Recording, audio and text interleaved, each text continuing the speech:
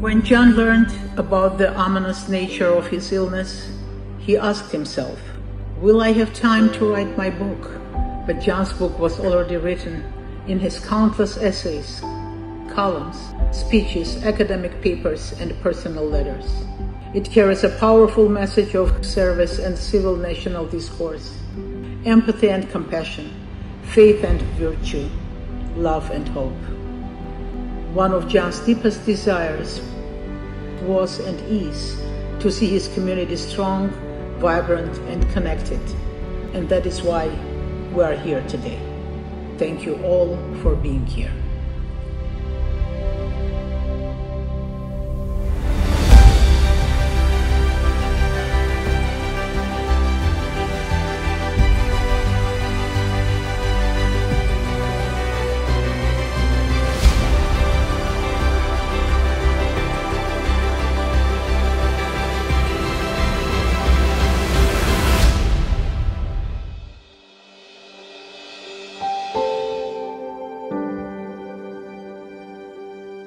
Welcome better than John.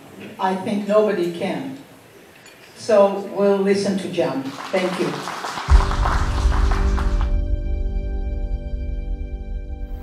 Here at CNN, of course, we bring you breaking news first, often. Now the first you've heard of this story. The readers of Time for Kids, the student edition of Time magazine, have picked their choice for this year's Person of the Year. And here, with the exclusive announcement, John Aroutiounian, an 11-year-old reporter for the magazine, and its managing editor, Martha Pickrell, both live from New York City. John and Martha, good morning to both of you. Good morning. Good morning. All right, John, we're going to put you to work. We're going to cue the drum roll. All right. All right. Time for Kids, Person of the Year for 2004 is? The American Soldier. All right. For a second consecutive year. Now, explain to us why you think more kids pick that than the other choices. Well, especially in this holiday season where soldiers are working abroad, are fighting for freedom abroad, picking them as the Person of the Year is a way of showing our gratitude and thanks for their service. Even though that was the same selection as last year. Yes, well, they're still fighting this year, and we still need to show them appreciation this year. What were some of the other choices? Well, great choices. John, real quickly, you've been a Time for Kids reporter for about a year. What's been the coolest part, the coolest assignment that you've had? Well, I like coming on and doing broadcasts here. And I've also had I also interviewed Sarah Jessica Parker and Carolyn Kennedy Schlotzberg, and they were very fun to interview. And then I had an article which went on timeforkids.com. Well, good work. You hang on to that, and you give us a call in about 10 years. We'll set you up with a CNN internship. Sure. All right. John Aroutiounian and Martha Pickrell from Time for Kids magazine, thanks for breaking the news here on CNN Live today. Thank you. Our pleasure.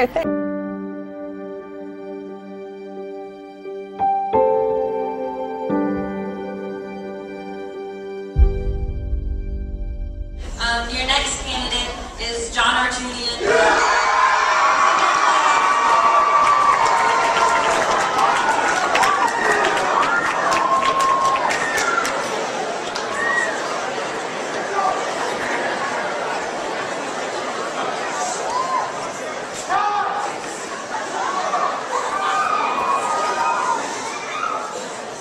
Good evening, ladies and gentlemen. What an honor it is to be here in front of all of you tonight. My name is John Aroutiounian, and I'm running for KYA governor because I believe in the spirit of Kentucky.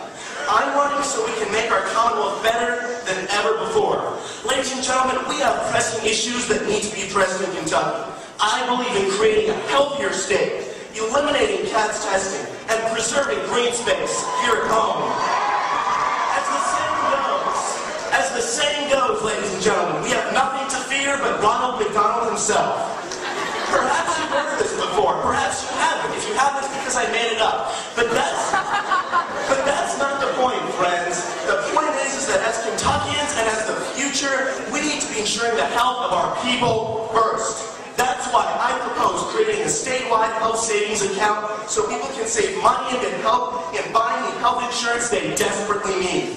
Now, I like McDonald's just as much as the next guy, some, big nice Big Macs and apple pies, but if we're going to improve health care, we need to make sure we're doing some caring for our health on our end, ladies and gentlemen.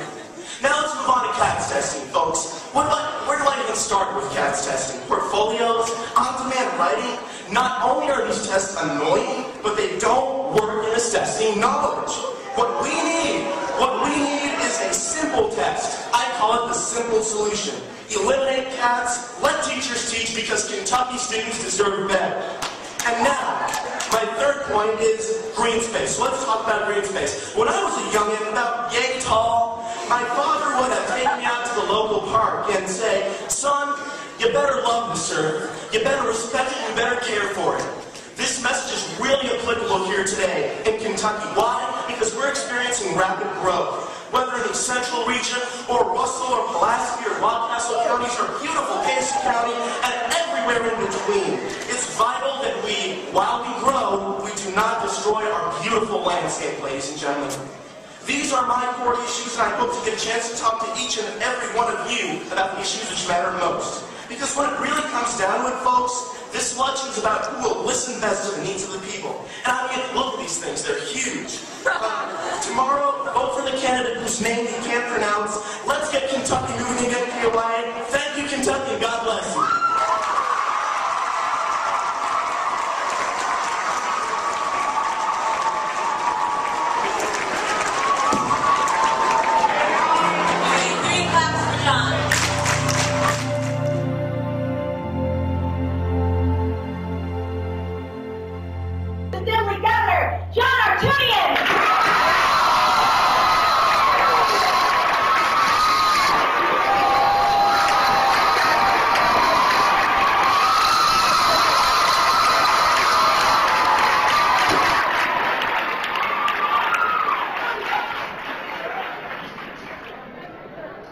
Ladies and gentlemen, your governor, John Aroutiounian.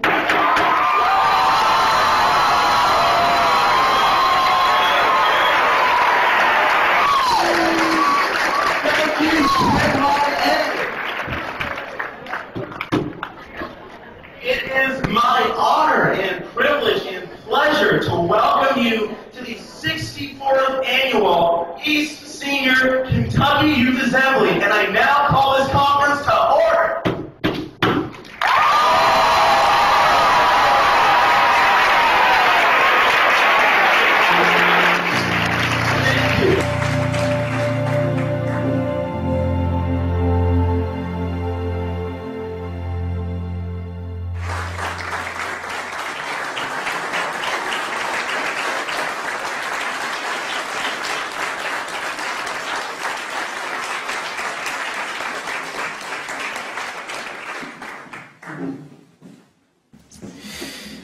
Good morning, teachers, friends, family, officers of the Senate, and welcome to the closing ceremony of the United States Senate Page Class of Spring 2010.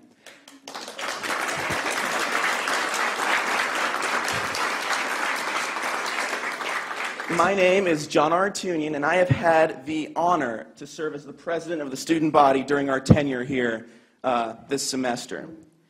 It has been the experience of our lives to get to work in the United States Senate, meet incredible people each step of the way, and most importantly, to make friendships and bonds that have transformed us in ways we will only much, much later comprehend. We are grateful to so many who have been responsible for getting us to this point. Parents, teachers, friends. To you all, we pay an enormous tribute here today, and I am deeply humbled to be in the presence of all of you. Once again, welcome, and thank you for coming from near and far to be part of this ceremony today.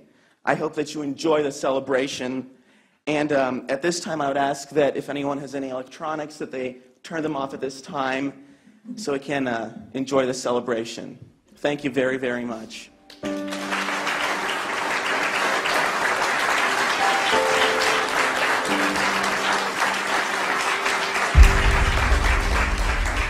I'm so honored, thrilled, and I think appropriately just a little intimidated to be among so many of the sort of brightest minds out there in the United States here on Nantucket right now. I'm John Aroutiounian, and as Tom mentioned, I'm the speaker of the Yale Political Union at Yale University. It's one of the oldest debating societies in the United States and is the largest campus organization at Yale. So in conclusion, I'd just like to say that the Yale Political Union, as Mr. Scott and Ms. Brosnan saw it, can't really exist in real life.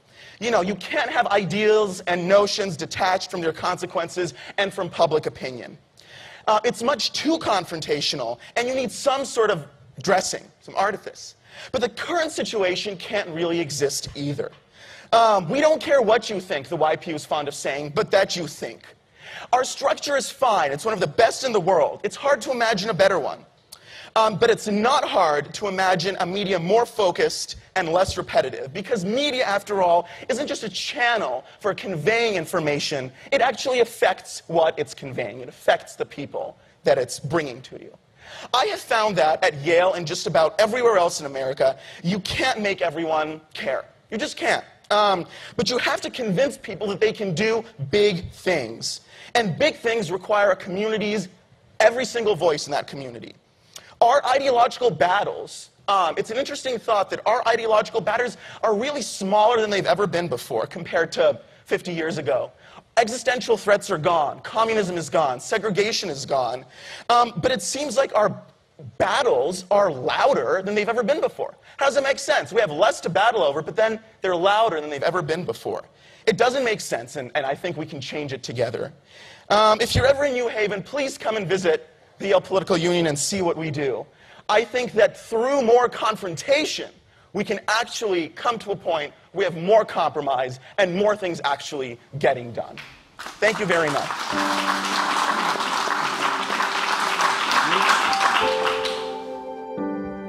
Hi, I'm John Aroutiounian, and I'm a senior in Jonathan Edwards College. I'm a double major in ethics, politics, and economics, and history. This summer, with the generous support of the Macmillan Center, the International Security Studies Program, and the Bates Summer Traveling Fellowships, I was able to spend a summer researching economic development and political accountability in Armenia. It's my last year as a Yalie, and it's sort of hard to believe how quickly these 4 years flew by. I guess if I had to say one thing about Yale, the part of the Yale experience that now as a senior looking back on, and particularly my role as a freshman counselor looking back on, is just how amazing an opportunity Yale gives you to become friends with and to become intimate with the people and the causes you care about the most. We take it for granted at Yale because every day we have opportunities to meet with world-famous diplomats. Every day we have opportunities to meet with friends who are doing amazing things, and it's a place where you constantly feel inspired. But to be able to live in that situation, or to live in that environment for 4 years' time has been an extraordinary, blessed experience. And I can already tell I'm going to miss it very, very much when I leave at the end of this school year.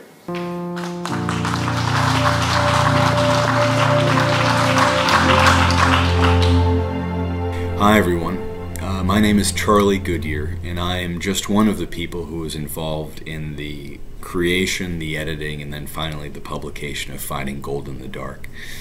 I regret that I was not able to join you all tonight. I'm currently in New Orleans with attending a pre-existing family engagement. But I talked with Ruzan, and I wanted to do my part for tonight's event by just sending you my general reflections on when my path crossed with John and Ruzan's, and my reflections on the journey that followed, the literary journey. So in early 2018, two professors of mine, Charlie Hill and John Lewis Gaddis, came to me independently with a pretty remarkable story. They told me a story about a fellow student at Yale who was about my age, who had been a tremendous writer, an engaged student, a friend, it seems to all, and somebody who had, by all accounts, had a universally positive impact on the lives of those he came into contact with. And they also explained that he was somebody who had departed our physical plane too soon. And obviously that person was John. And Professors Gaddis and Hill wanted to know, given my experience writing books, whether I could take a look at John's writings and just let them know what I think. And now I'd never I think John and I had probably been in the same place at multiple points, but we never connected. But the soul that emerged from his writings, I'd never known him physically, but just from a literary perspective, the person that I got to know through his essays, notes from friends, his columns in the YDN, which still make for good reading, and personal letters of his own that were never meant to not only see the light of day, but be read by anybody other than him and the recipient. I was struck by somebody who was compassionate, thoughtful, moral, and I say this in a good way, he was intellect acting under the propulsion of compassion. He was somebody who was looking at the world and its problems and thinking, how can I make this better for everyone? How can I build a better place and leave that to the next generation, and be kind along the way? That was something that touched me, and that was something that I decided I wanted to, that's a voice that I wanted to do my part to share with the world what little part I could.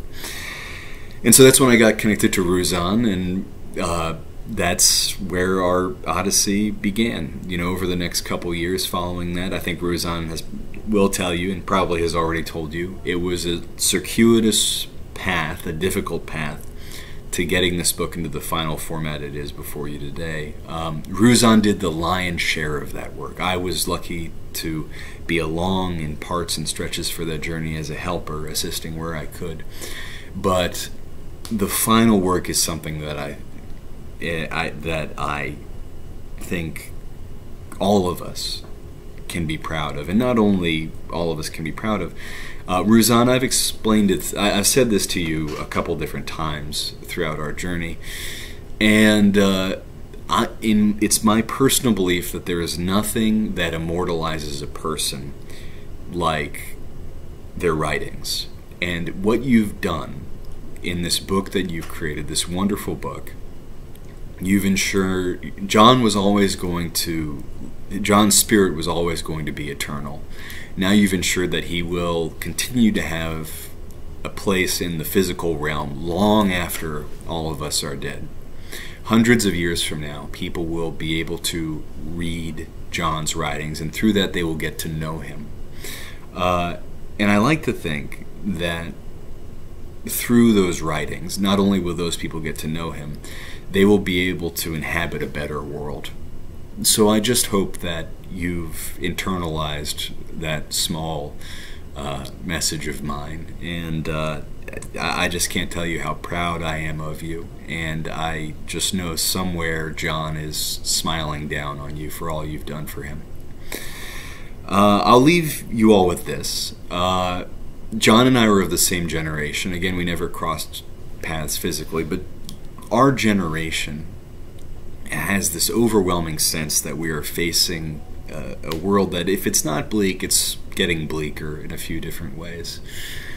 We're all reacting to this in different ways based on our personal backgrounds, our positions in society, our politics.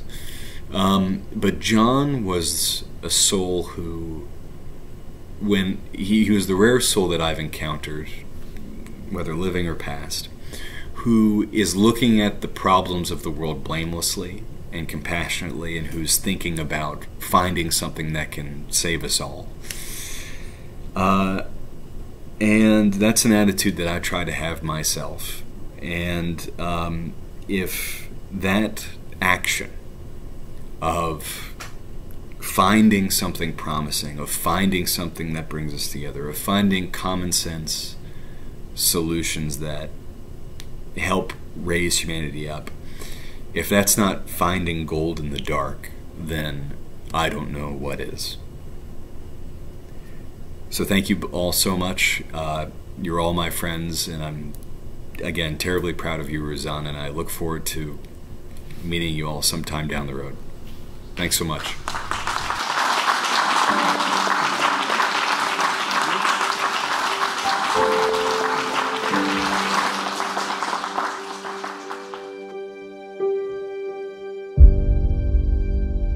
My name is Danilo Petratovich. I'm a friend of the Aroutiounian family and John's professor. from Yale, directed studies his freshman year.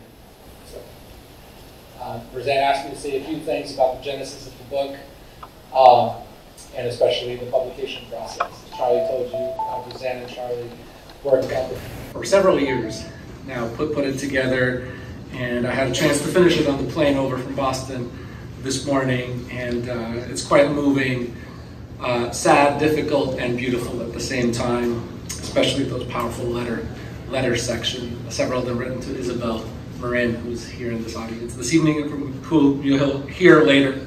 But before that, I haven't seen all of these videos before, especially the ones from Kentucky, and it was surprising to see John was such a neocon when he was 11. You know, it was like, I know later he outgrew it in Nantucket and afterwards, but that was very, very funny, very, very funny. So that was lovely. So John, I met him at Yorkside Pizza. Those of you from Yale know this. He invited me to lunch after our class on the Great Books, this Directed Studies program, the Great Books program, and he just was delighted to know I was somebody who was at Yale, who was a little bit of right of center, so to speak. He was delighted that I existed and wanted my advice, and we had it was our first meal together. We had a wonderful conversation. He was my student that semester. I advised a little bit later on, but we became friends soon after that. I had left Yale a couple of years after, and then yeah, we had a short, relatively speaking, friendship, but a very good and deep one. Our last meal together, I think it was sometimes in late 2018. He took me out to this Garibaldi Club. Some of you New Yorkers may know it's like an Italian-American club where we went like shooting in the basement. So what's that? It's a secret club? Okay, maybe I shouldn't talk about it. But it was absolutely very, very. It's good memory. Good memory. So briefly. I only have a few minutes left. 3 years ago, I worked at this small institute called the Abigail Adams Institute, independent scholarly institute in Cambridge, Massachusetts. Our mission is big questions, big conversation, open up students to the value of the humanities. 3 years ago, we were thinking of expanding our student fellowship program. We have wonderful student fellows. Some of them are here this evening, alumni fellows, I should say. And I thought to myself, who, just happened, who embodies the virtues that we seek to promote? Many of them, but I'll just isolate 4: courage, wisdom, civility, and faith. And John Aroutiounian, his name just came up, and I said, why don't we name it the Aroutiounian Fellowship and see how that goes. We had 7 fellows over the last 2 years, and we'll have more coming up. They've been a delight to work with, and I'm very proud that they're named after John. This fellowship would not have been possible without a very good friend of John's from college, Alice La Wang, who is not here tonight, but I understand her little brother is here. So come say hi. Alex, I think, right? Daniel, apologies, Daniel. And our good friend, Scobie Ward, a friend of Alice's and ours, and they helped make this fellowship possible. So they can't be here with us this evening, but I'm super grateful to them for making this possible. And then, in conclusion, before we go to the next person, Clooney Press is you see this wonderful book that you'll be able to pick up on your way out, because Clooney Press, our partners, the publisher, agreed to make them available. They gave 100 free copies, I believe, for this evening occasion. So on your way out, grab a book. They offered. Please. That was from their side. They offered. Yes, they offered. They made it available. That's exactly right. Thank you for saying. They just wanted to make this a special event. So those are free copies. You can take your own. That's right. So about a year ago, Abigail Adams reached out to Clooney, said there was this wonderful material out there that needs to be picked up, and Clooney's a wonderful up-and-coming press based in Providence, Rhode Island. You should definitely check them out as well, and I think they produced a marvelous book here. So take a look. Okay, well, thank you very much. I look forward to the rest of the evening. Yeah, but nothing could have been possible without you. You brought the book into completion, so thank you.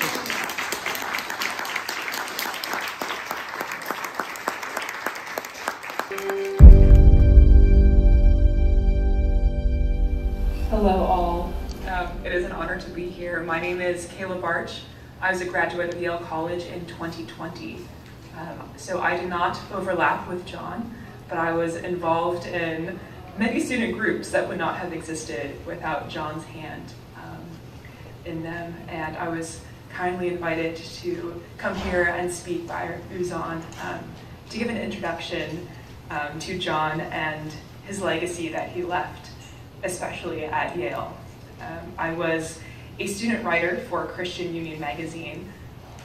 Christian Union at Yale, which was once called Yale Faith in Action, is a campus ministry that John helped found, really, and helped bring to Yale. So, the first time I met John Aroutiounian was at an alumni reunion for the Federalist Party, my debating society within the Yale Political Union. He gallivanted into our makeshift debate hall, wearing a black cloak and his signature horn-rimmed spectacles, with a mischievous twinkle in his eye. On the debate floor, he commanded attention by his unmatched eloquence and exuberance. With a coy smile and the gargantuan lexicon of an accomplished polyglot, he ravaged the position of his opponents, nonchalantly weaving in historical anecdotes about the bygone Armenian kingdom of Cilicia to accentuate his point. John, however, wreaked destruction in a manner so charismatic and so kind that his opposition often found themselves conceding with a smile. As evidenced by his debate performance, he wasn't merely a bright student, but one of the brightest. In a seminar with John, the tenor of the class shifted from elevator music to a Vivaldi concerto. It couldn't be helped. He knew and loved several languages, including Armenian, Italian, Spanish, and Latin. While an undergraduate at Yale, John was deeply involved in spiritual life on campus, including the formative years of Christian Union at Yale and Vita et Veritas, Yale's annual pro-life conference. His presence spanned across all corners of campus. He served as a staff columnist for the Yale Daily News, speaker to the Yale Political Union, and freshman counselor for Jonathan Edwards College. A double major in EP&E, ethics, politics, and economics, and history, John received his BA in 2015 before going on to Oxford to receive his master's in classical and ancient studies in 2017. While John had an undeniable passion for academia, his heart was set on working in the world to serve and protect the vulnerable. He enrolled at Columbia University Law School, focusing on global politics and human rights, with an expected graduation date in the spring of 2020. Born and raised on the Upper West Side of New York City to Armenian parents, John was an ardent lover of high culture. He was a connoisseur of the arts and a young friend of the New York Philharmonic. John embraced his Armenian heritage in all things. He grew up in the Armenian Apostolic Church and studied its traditions and teachings with love throughout his life. John was devoted to understanding the dissonances between East and West in the church. Ultimately, he converted to Roman Catholicism while retaining his love for the Armenian Church. John's life itself served as a bridge between the two. His deep faith guided him throughout his years and provided him with strength when life took an unforeseeable turn. And although my time with him was but a glimmer, John's love of Oxford inspired me to study in that town of spires, and his conversion to Roman Catholicism helped pave the way for my own. I would like to say how grateful I am to have known him, and I look forward to hearing from our other speakers tonight how he has touched the lives of others. Thank you. Good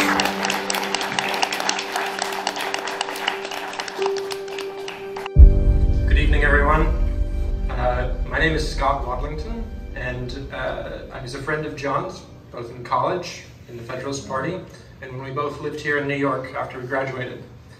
And John and I shared a lot of memories here, actually, in the Yale Club. And the occasion of my first visit here was on an invitation from John to have dinner on the rooftop. And so it's very fitting then that the gleam of John's spirit should gather us here once more. Not in the vivid flush of a dinner that comes and is then gone forever, but in the very august light of our abiding memories together. The first memory that I have the honor of recounting comes from a letter to John from Christian Conway, a dear friend of ours and also a member of the Federalist Party. And he writes, quote, "One of the first memories that comes to my mind of you was my induction to the Federalist Party, during which I stared in your hard, stone-faced visage, lit only by candles, for what seemed like hours." He says, "I was going to begin there, but then a poem I dedicated to you passed through my mind." And he titled it Federalist Induction Poem, John A. "There once was a philosopher who annoyed me so that I never wished to hear his name, you know. But lo and behold, at my first debate, who but Hegel could increase my heart rate? The metaphysics confused, but the argument was hearty, delivered by the guardian of the Federalist Party. The former speaker, I admit, has a myriad of views, which I guess is why he writes for the Yale Daily News. Standing in Sudler, with a blank expression, it was he who took pity and gave me a question. A DS alum whose principles hold fast, he proudly proclaims, heighten the contrast. And though I have known him for only a brief time, I already feel he's a great friend of mine. I know John's future will be one of service and acclaim. Just don't make me try to pronounce his last name." This is a lovely poem. What does Mr. Conway say about John? He says his argument was hearty, has a myriad of views. He took pity. His principles hold fast. A life of service and acclaim. And he's a great friend. What does John say? Heighten the contrast. And this is not merely what he was telling Mr. Conway to do, but what he was doing himself. John didn't have a hard, stone-faced visage, but he had the gravitas necessary to comport himself into a very serious interlocutor and a leader when it was necessary. At the end of his letter, Mr. Conway tells John, quote, "Your intelligence is only matched by your honesty and good humor, and I smile at the thought of your falsetto at every toasting session. Even more recently, I felt such joy when I recognized you in the hallway during our retreat. Joy, not happiness, that fickle mistress of our moods, not excitement, relief, not pleasure, but joy at recognizing his face. Joy is not simple happiness, but what the Dutch Catholic theologian Henri Nouwen called an experience of knowing you are unconditionally loved, and that nothing can take that away. And so we should rejoice, which is one of the reasons we're here today. And what a contrast it must have been from that hard, stone-faced visage, just as John was saying. The next letter also comes from a dear friend, Ben Wilson, and also a member of the Federalist Party. And he begins this letter, interestingly, with the same sentiment. He says, "I wanted to share a few stories that I thought might bring you joy." because that's how John made him feel. And he says, immediately upon meeting him, I knew he was bright and the guy we wanted to attract to lead the Federalist Party. In fact, the party's survival would depend on his joining. In no time, John had befriended virtually everyone in the political union, on both sides. He was this kind of person, someone you instantly trusted and felt like you had always known. I supported him and advised him when I could, but it wasn't necessary. John had figured everything out already. He went on to run the Federalist Party and then run the entire political union. He was basically one of the 3 to 5 top guys on Yale's campus. He was visible to everyone as an intellectual leader on the right. He attended divine liturgy, and he led a decent life, completely unheard of at Yale. Despite being the top guy, though, he would always spend time with us. He would help others out. If you were down in your spirits, John was there.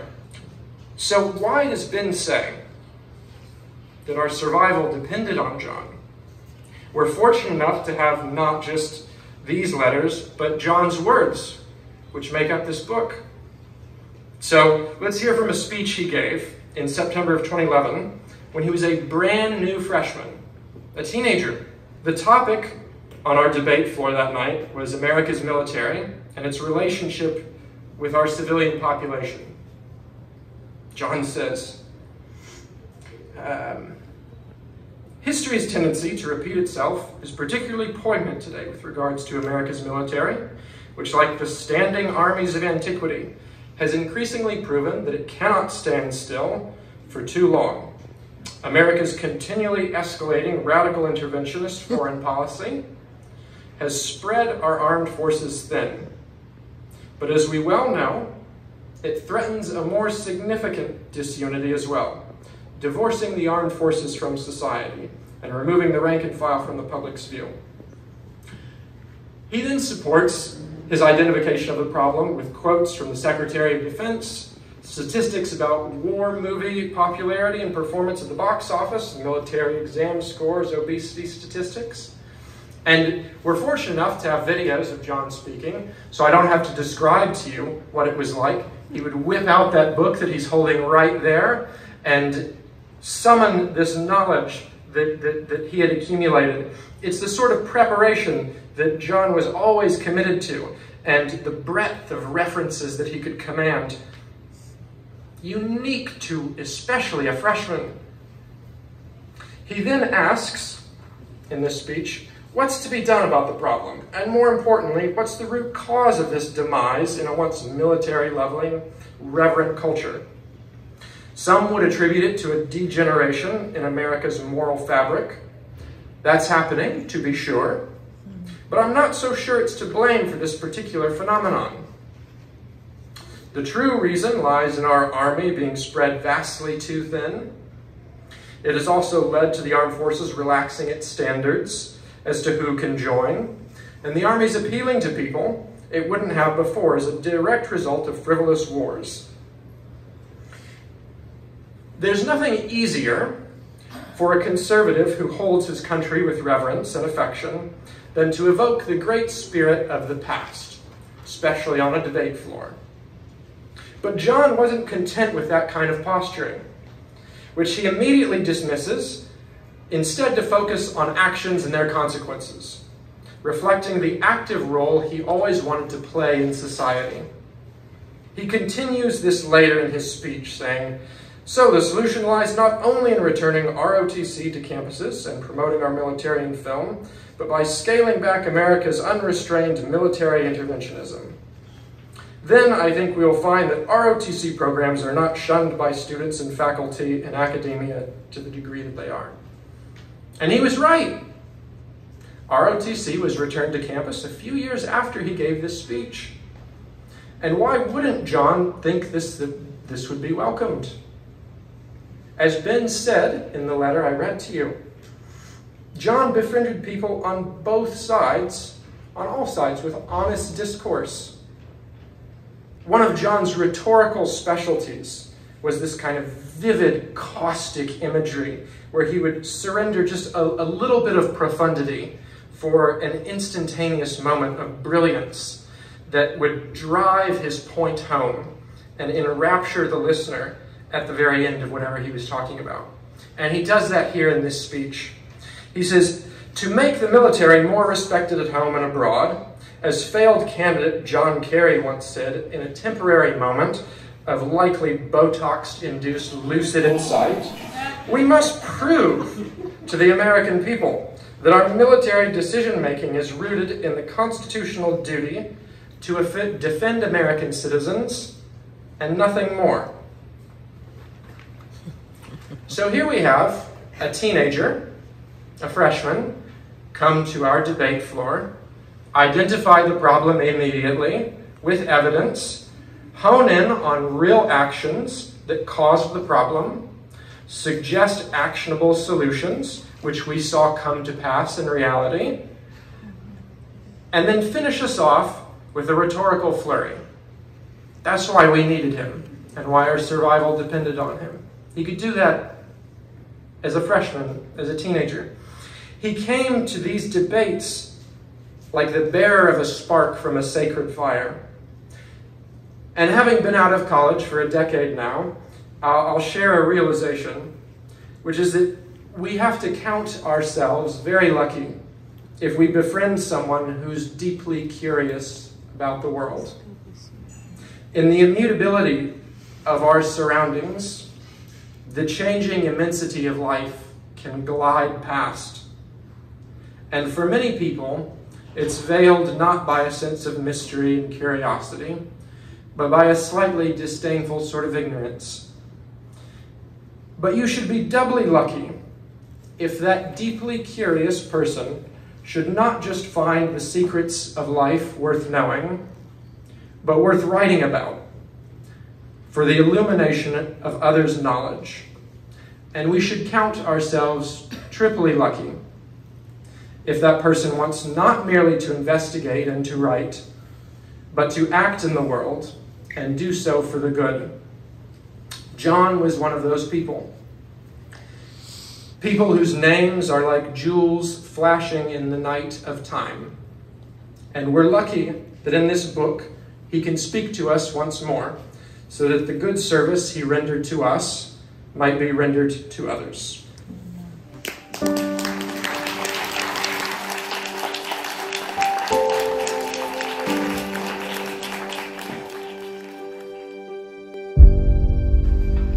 Hello, I am Margarita Mooney Clayton. I first met John at a Federalist Party debate when Courtney Horton invited me to debate Eric de Villiers on the topic of women still can't have it all. John was in the audience, and pretty soon thereafter I got an invitation to have dinner with him. He was a sophomore at Yale. And before you knew it, he was introducing me to Ben Wilson and Kelly and Dino and all of the Federalists. And next thing you know, all 12 of them were meeting in my apartment in Calhoun every week for dinner and conversation. And one of the things that I stayed in touch with John for many years thereafter, and one of the things that I always loved was that, how many of you ever got a message, like a text message from John that went something like this? Margarita, you must read this article and send me back your thoughts, okay? I am going to wait to hear back from you. You have got to read this. But it wasn't until I read Finding Gold in the Dark that it dawned on me that not once did John text me to read his own articles. I didn't know he had written all of this. So thank you, Roseanne, Danilo, everybody who worked on this book. Because as I was reading it, coming here on the plane, I could see that all of the topics that John loved to talk about, his love for America and his pride in being Armenian and wanting to bridge the Armenian and the American culture, his fervent belief in the protection of the unborn, while wanting to love the people who differed from him. His fierce love for the Federalist Party and his desire to make his alma mater a better place. The beautiful letters he wrote to his friends as he was nearing the end. But as I thought about it, it dawned on me that, by the way, I'm an academic. We're always telling people to read what we wrote, so that's why it struck me. But what got me was that John wasn't telling me to read what he was writing, but he was engaging about all of the same topics in his conversations with me and with all of you, because John knew that the real influence is personal, person to person. And although he had written all of this, and much more, I'm sure, he still somehow seemed to have practically unbounded time for personal relationships with so many young people, as well as someone like me, many years his elder. One of the people that John had a personal influence on was Evie Bailey. And I'm going to read to you a little bit from one of Evie's letters to him. Of course, Evie was one of the many people that John introduced me to at Yale, and later on, she and I both ended up in Princeton. And when John was ill, we would meet for adoration and for rosary. So she actually writes here, "Dear John, hello from Princeton. Margarita and I have been praying for you here in enemy territory." Of course, Evie and Courtney and I have raided Princeton reunions many times wearing our Yale gear. But anyway, that's for another story. Ever since I have known you, Evie writes, I have looked up to you because of your simultaneous ambition and detachment. You aim for high places and have the capability to be in them. But first and foremost, you are a force for good and have not let the decrepitude of our elite environment ruin your idea of what is good and worth savoring, partially due to your plucky spirit. I remember chatting with you after a YPU debate your senior year, my sophomore year. I believe the topic was on Title IX and sexual assault, and the usual terrible arguments were made.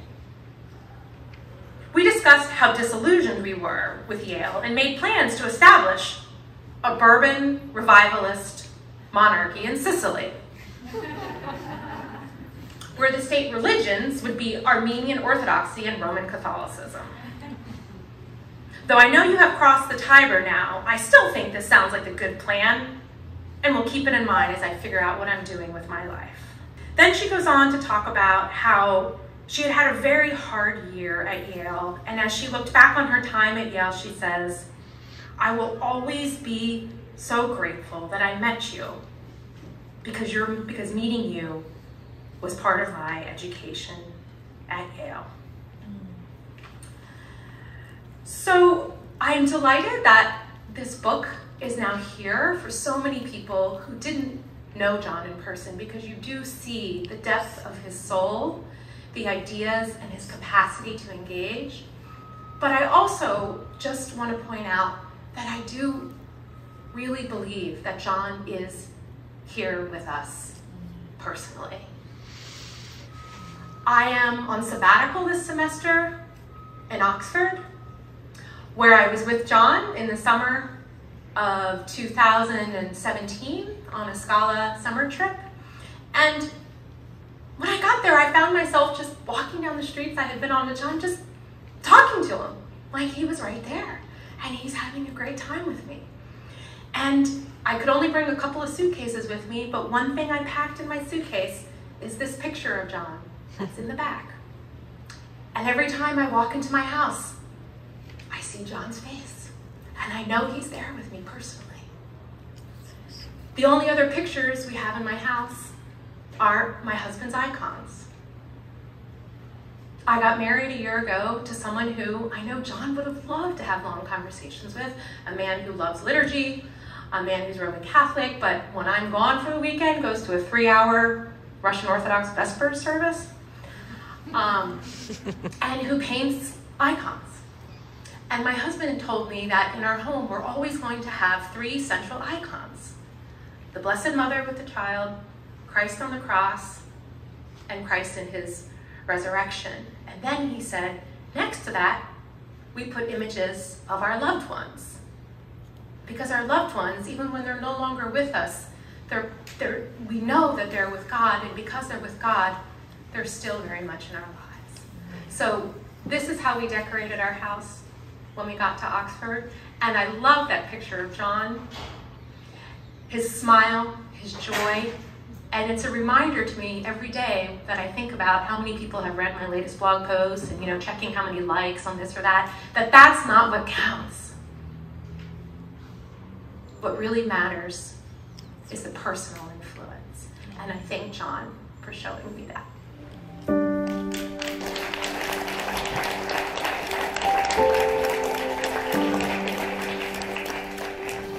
Hey everyone. So I think I'm the only person in the room tonight wearing a pair of John's pants. These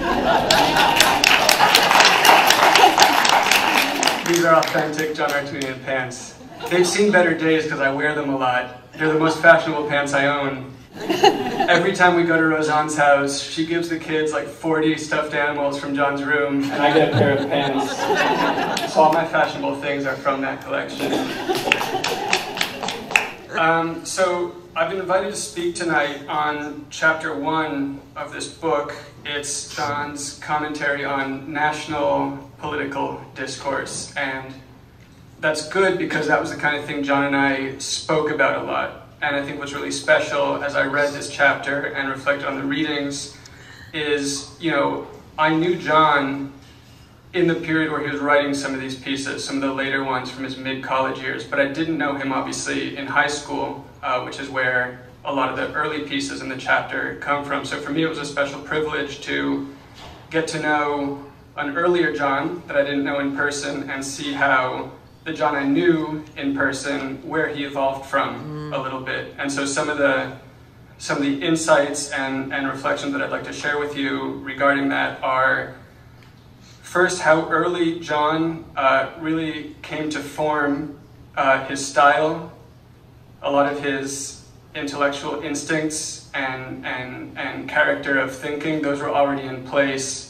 in high school, and from some of the passages that I read, and I recognized his style in them. And one of those characteristics, of course, is that John, in his writing, was always rooted in the very particular. So he was always responding to a particular event or headline or controversy or debate that was happening in the world. And it was in that context that he worked out his thoughts and his thinking. And I think tied to that was also the fact that John always wanted to find a very practical solution to whatever debate or controversy was going on. So I saw that especially in John's article on the State of the Union address delivered by Barack Obama in, I think, 2011. So it was called The State of the Union, a Stately Waste of Time.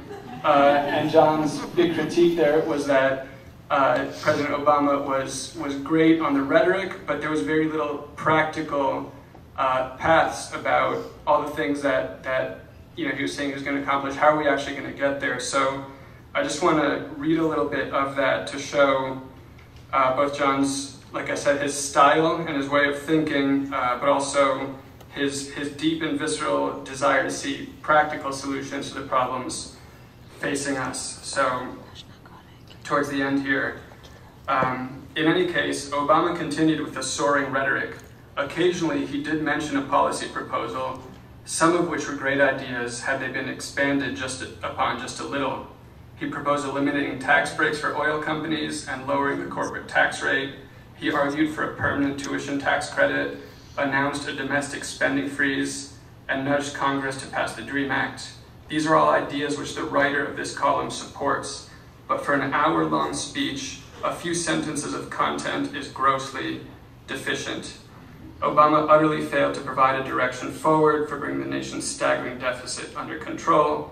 He goes on, I'm going to cut forward a little bit here. Overall, President Obama looked disconnected, idealistic, and aloof throughout the hour. A common critique from the campaign was that President Obama's ideology and rhetoric are better suited for the dreamy world of the college campus, rather than the practical, down and dirty world of government. This critique carried the hour. So, of course, there, John is responding to a very particular event, the State of the Union. By the way, when I was this age in high school, I don't think I even knew the State of the Union existed.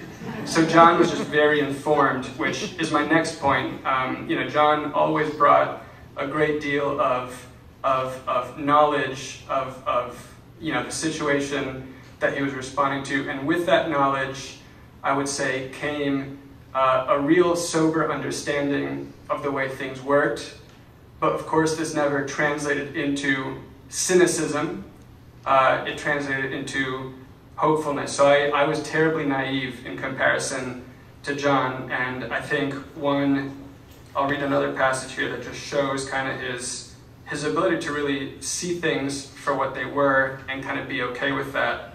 And here he's talking about the way in which media became kind of an industry that sells a product rather than a means of providing the citizen body with information. So on June 1st, 1980, modern media mogul Ted Turner announced the creation of the cable news network, the world's first 24-hour news station.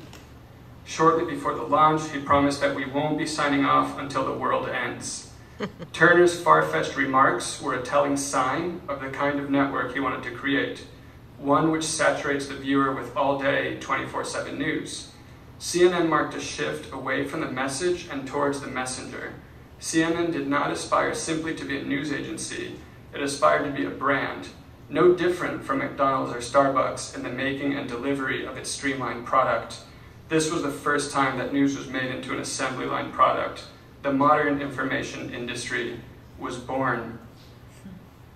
Well, you know, that can seem like a cynical insight, but I think what was so great about John was the realization, okay, no, if you actually just understand the way things work, that's a really hopeful and good thing, because then at least you know how you can approach the problem. And I think John always approached with a great deal of optimism and enthusiasm in addressing some of these problems. If you know what doesn't work, you know how you can fix it.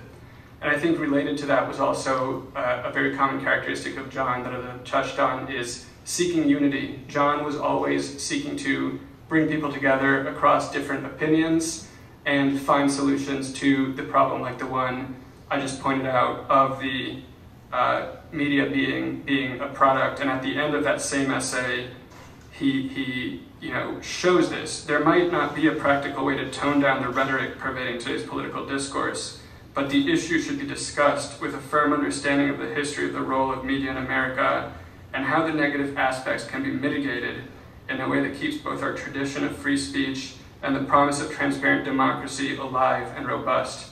At the end of the day, it will likely fall on the people to demand more from the suppliers of news. After all, if consumers don't purchase a low-quality product, the manufacturer must improve lest it go bankrupt.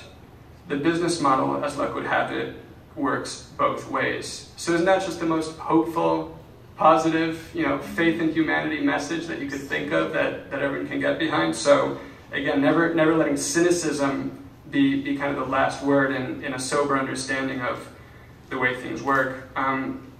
So as John grew and aged and learned more, obviously I knew him more in college. I didn't know him in the early days when he was writing these essays that I just read from. But I think one element that gets deeper and deeper and more present in John's writings as you go on is the element of thinking about the eternal and thinking about faith and thinking about religion. And that starts to become more and more evident, a part of his way of thinking, just from my knowledge of him personally, but also borne out in these essays. And so there's one in the section here that he also points out where he went to Mass one Sunday, and at the end, a local politician went up to the pulpit and spoke, and John saw right through it and was like, oh yeah, the election is in 2 weeks, of course you're coming here to talk to us and get us to vote for you. And so again, John saw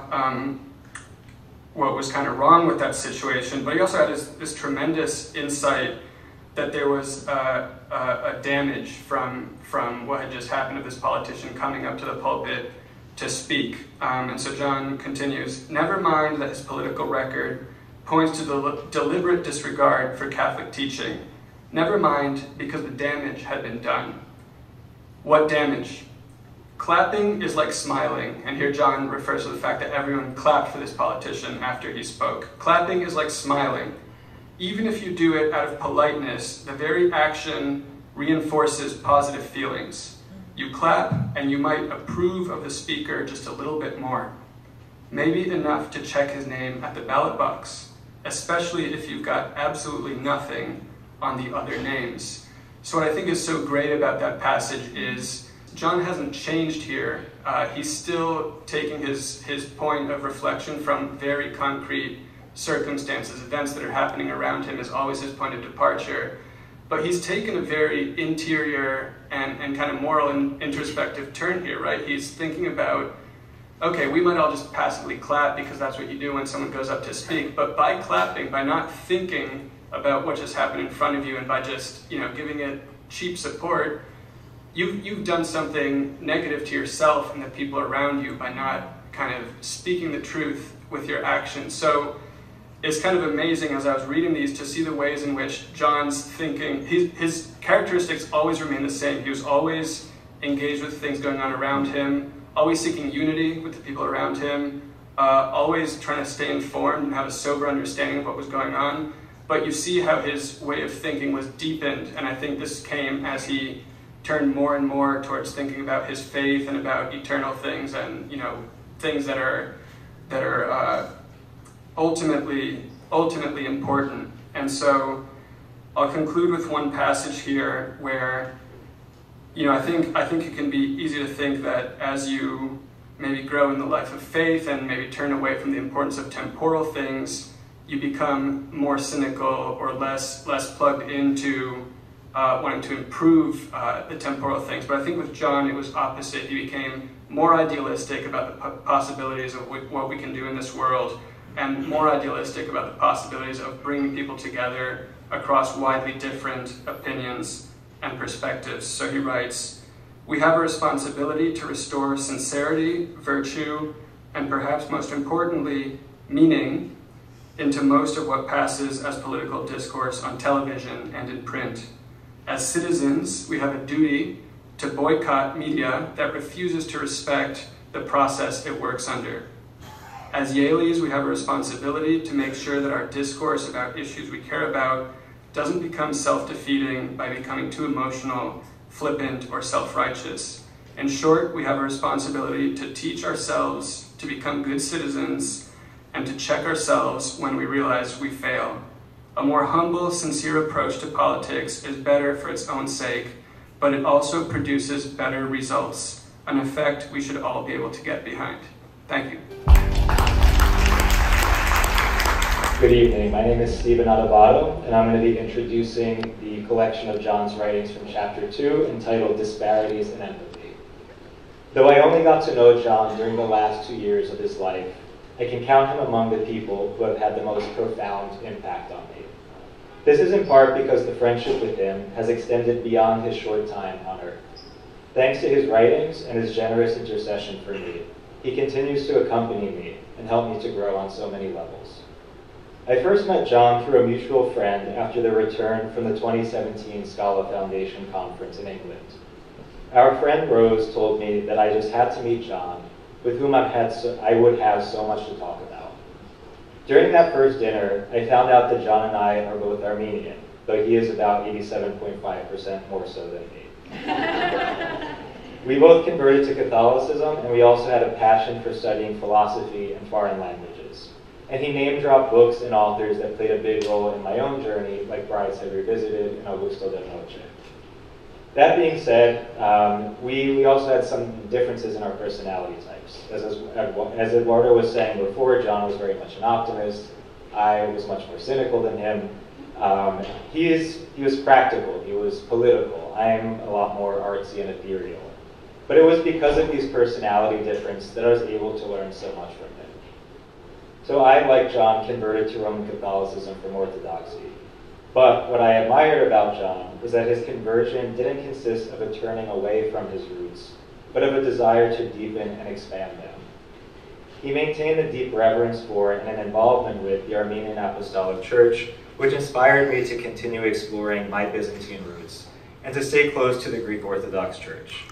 John lived his life not as an either-or, but as a both-and. He also applied this logic to his cultural background. Though proud of and fully invested in being American, he was determined to learn about and celebrate his Armenian heritage.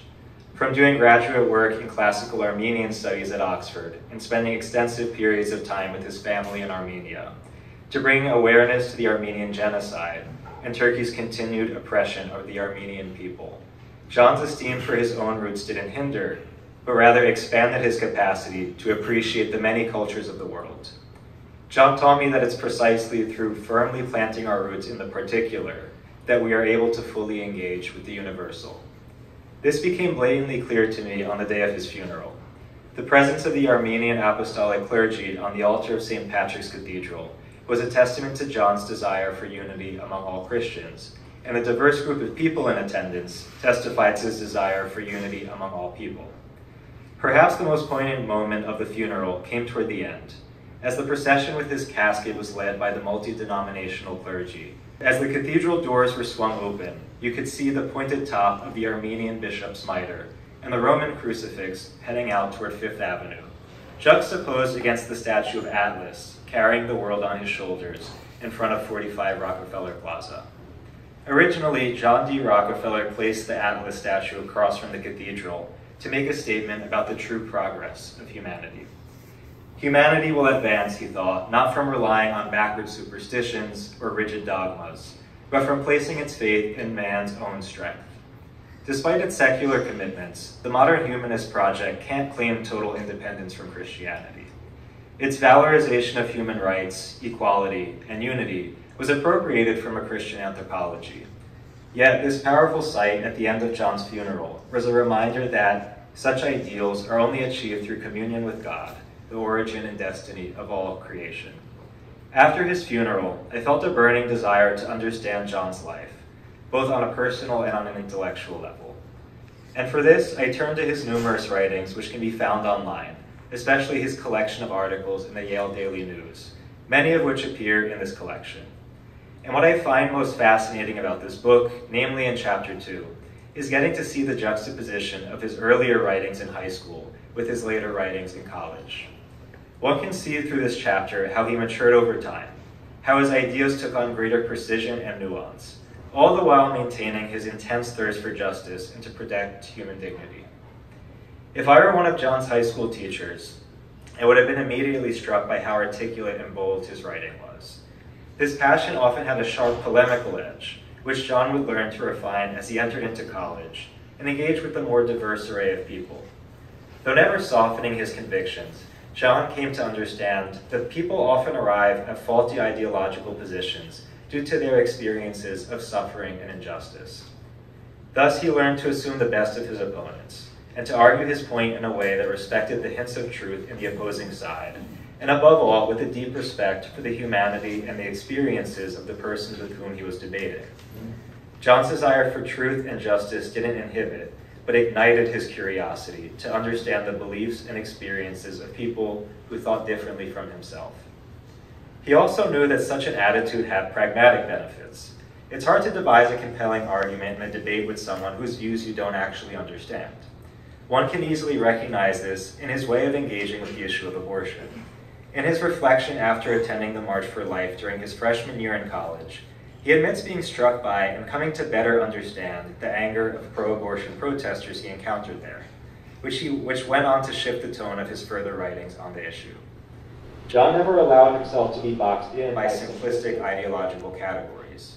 Though some would label his deep moral convictions as conservative, that never stopped him from speaking out on social justice issues that would be conventionally labeled as progressive. He understood that in order to uphold moral and spiritual values, it was sometimes necessary to reform systemic injustices.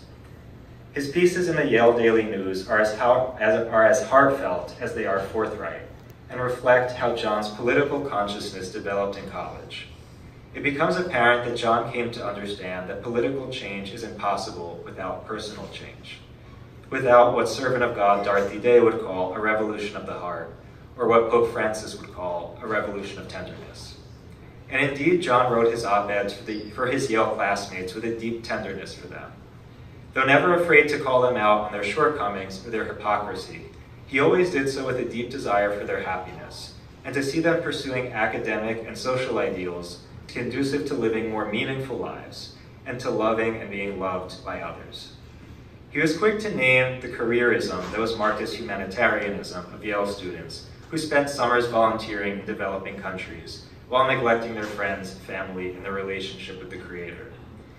He critiqued the cognitive dissonance of those who are skeptical about the American dream and of so-called traditional American values that flowed out from them, but who also bought into the bourgeois individualistic lifestyle, albeit with a veneer of progressivism that is part and parcel of said problematic ideals.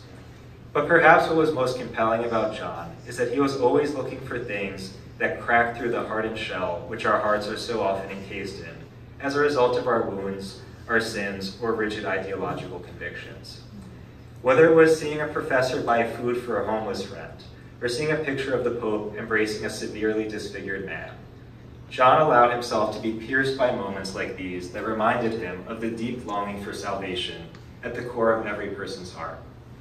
And he was determined to share these moments with others.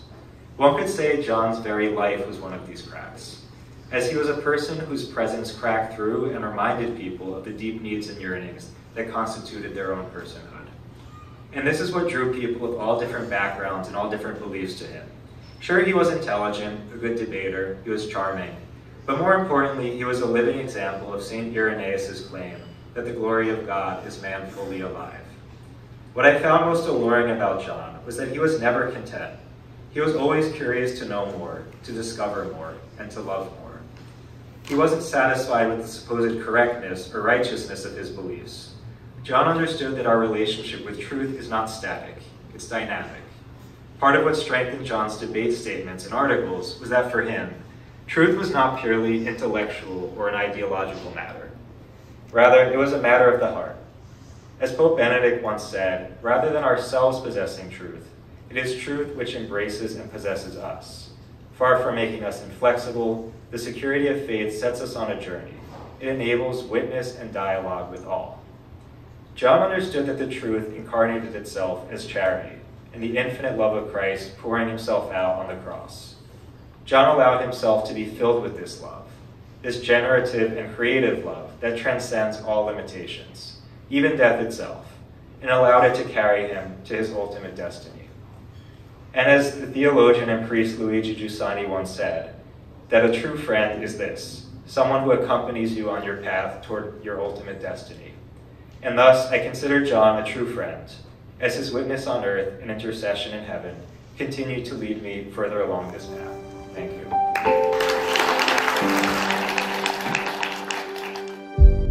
Good evening, everyone. My name is Courtney, and I knew John because he was one of my closest friends in college and after for a very long time.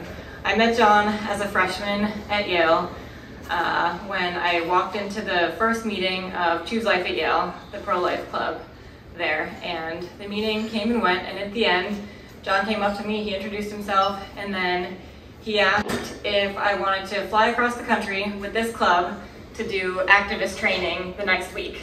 And it was our third week of freshman year, but for some reason, I said yes.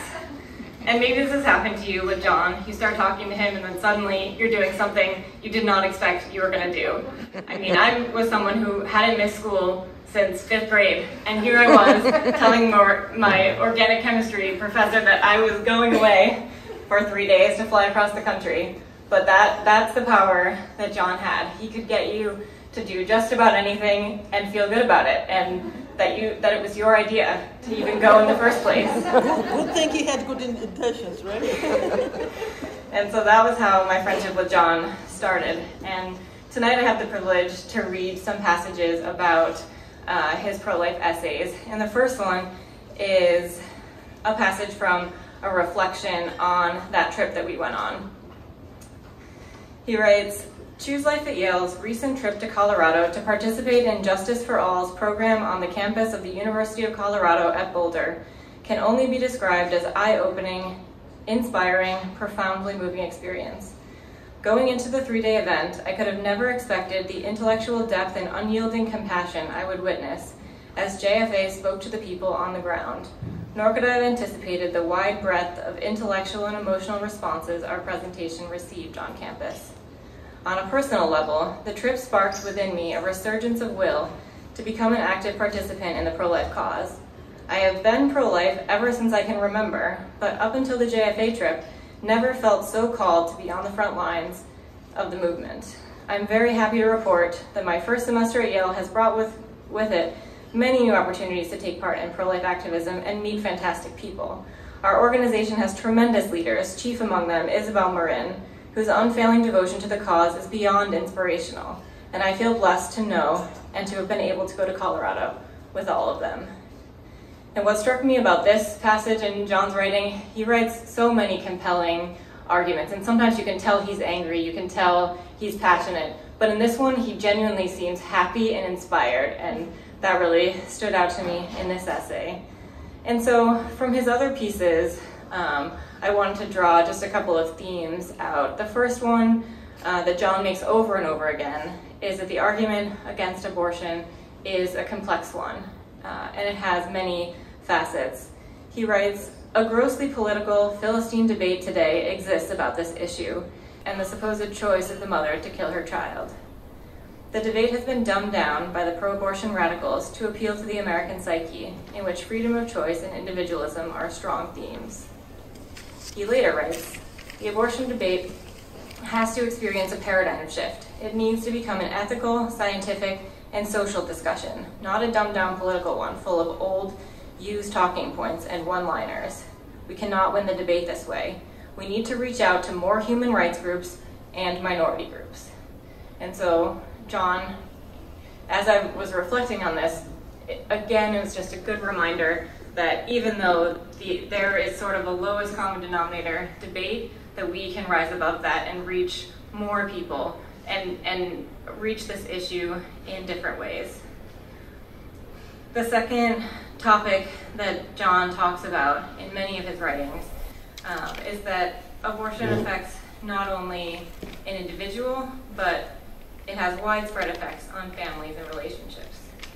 He writes, "We need to show that abortion, not only the procedure but also the mindset, ruins families and creates unhealthy personal relationships." And this, to me, was meaningful because often the debate gets pitted, the pro-life and pro-choice sides get pitted against each other as one supporting the mother and one supporting the baby. But John always insisted that we were supporting the mothers, the babies, the families, the communities, not just the babies. And so that stood out to me in his passage. And then lastly, John always reminded us that to advocate for the pro-life cause best, you need not only intellectual foundations, but also emotional depth. And so to return to the JFA essay, John writes, "I would be remiss if I didn't also mention the emotional aspect of the trip. Both the intensity of JFA's volunteers and the emotional responses we observed on campus were startling. I left feeling deeply moved by the commitment of JFA to the cause, and I also left with a new level of empathy for those who reacted so violently to the graphic images, for we had clearly sparked a nerve with countless people who had realized that the unborn child was not an abstraction, it's a real thing. It was understandable why people reacted so angrily, even if their anger was misplaced. Going forward, I feel not only more intellectually prepared, but I have a deeper understanding of all sides of the issue and how best to approach people who in many different ways have been impacted by the horrors of abortion." And so here, I think John especially emphasizes that, and what John was so good at was forming personal relationships and having personal conversations. He didn't recycle his arguments. He didn't use the same thing on everyone that he met. He knew their personal experience, he knew their background, and he could spark a conversation about anything using that that emotional and intellectual knowledge that he had. So for the great mind that he is, he's also a great heart. And that shows in his essays as well. The last essay is a little different. This touches on the topic of both adolescent health and society as a whole, but it's an essay that he titled, "The Future is Anything But Bright." He starts with this anecdote. "You know the world is falling apart when 25% of 11-year-olds, according to a survey of West Philadelphia students conducted by the city's health department, are having sex. But what's an even surer sign that the world is going to hell in a handbasket is the city-sponsored website going up where children between 11 and 19 can request that free condoms be mailed to their homes." 11 years old. John goes on to talk about why he thinks this phenomenon is happening and the culture that has broken down. And then he concludes by trying to sum up all of these different topics that he's brought up in a very short essay by saying, how does one connect the dots between welfare, weakening of the family, and 11-year-old sex? Well, why do people get married in the first place? Normally, marriage takes place when two people love each other, but it does not end there. Marriage is also an economic institution whereby two people agree to support each other by sharing expenses and earnings. Married couples usually have children who they expect will come to support them in old age. So it is unsurprising that many people stay married long after they don't really love each other anymore, or at least not in the same way they used to. They stay married because economically they have to. Now consider welfare, which essentially came around in the 1960s and said, no matter where you go in life, the federal government is standing by ready with a check. Granted, it wasn't very much, but it was certainly enough to get by in West Philadelphia. What became of the economic incentive to stay married? There no longer was one. Why marry and tie yourself down to a spouse and children, not to mention a boring job, when you can flee responsibility and still survive financially? And thus, the deadbeat dad phenomenon increased exponentially. Families broke apart. Single parents, particularly mothers, struggled to raise their children, and when time for the talk came, there was likely no one home to give it, leaving countless children essentially alone and trying to determine what was right and wrong in a world where the media tells you what is wrong is right. Hence the phenomenon of 11-year-old sex in a very, very small nutshell. And so John wrote this essay as a senior in high school, and what's incredible to me is that he could tie all of these things together. And as many have pointed out before, John was a great thinker. He was well beyond his years, pulling topics together that others at his age weren't able to do. He could tie, the way he tied these themes together is remarkable and is present in other chapters of the book as well. And so I wanted to share that with you today. But John is well missed, and I am so grateful that we have this book to remember his ideas, his passion, his friendships, and his love. So thank you.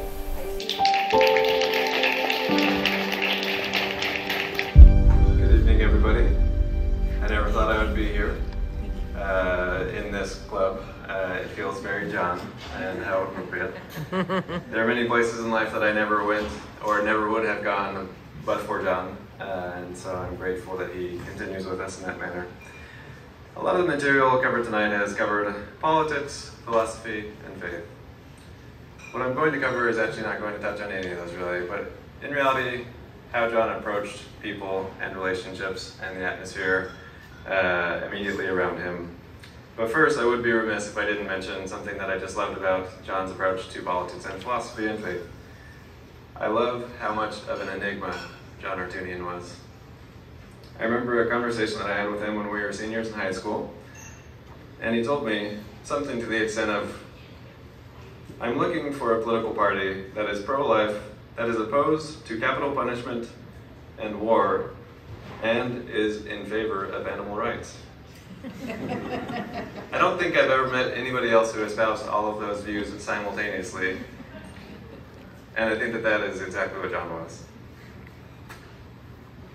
So the excerpts that I received from Roseanne were about places and people both John and I knew.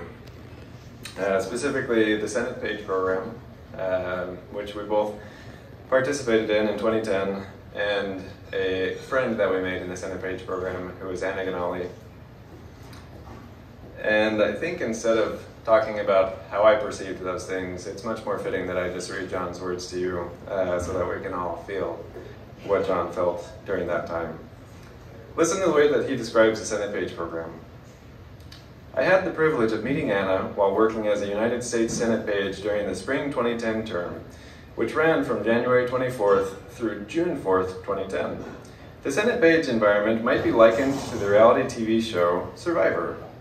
Students attend school and work in each other's company, and free time is almost entirely spent together due to the program's strict regulations for leaving the Senate Page residence hall.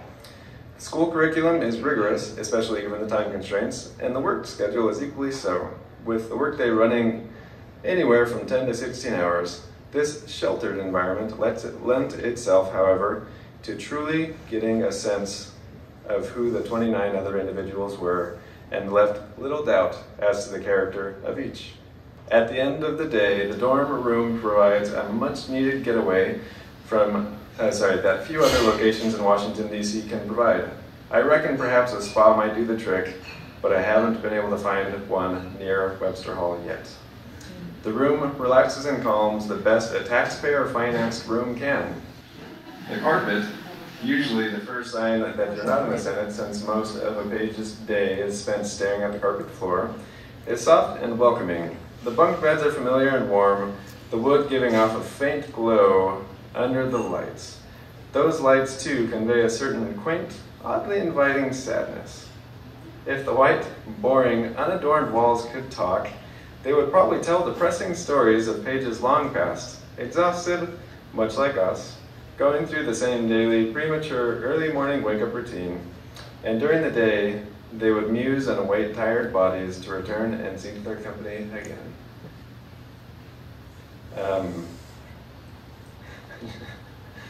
I don't think a more apt description could be written of how depressing that room was. I have very fond memories of that program. I do not have fond memories of the edifice in which we lived. And I just love John's way of expressing that. And for sake of time, I'll skip to something that there was one paragraph that stood out to me more than any other paragraph through all of my readings that Roseanne provided to me. And it's just so bold in a way that very few people would ever dare to be. This is in John's recommendation letter for Anna Ganali to Dartmouth. And he said, I mean, just imagine that you might have noticed that Anna and I are both applying to Dartmouth. In fact, we have written each other's peer evaluations. It would no doubt be convenient to make the assumption that this was some sort of friendly quid pro quo, an effort to write glowing words about each other with the hope that the admissions committee would not notice. Let me dispel such a notion. If I am not offered admission at Dartmouth, I'd like to think, for the sake of my own self-confidence, that the committee made a mistake in rejecting my application. If Anna, however, is not offered admission, I will be convinced that the committee sorely erred in its decision-making. I urge you to accept Anna Ganali's application to Dartmouth, and I am certain that you will soon see that this class of 2015 student touch the lives of countless other members of her class and school.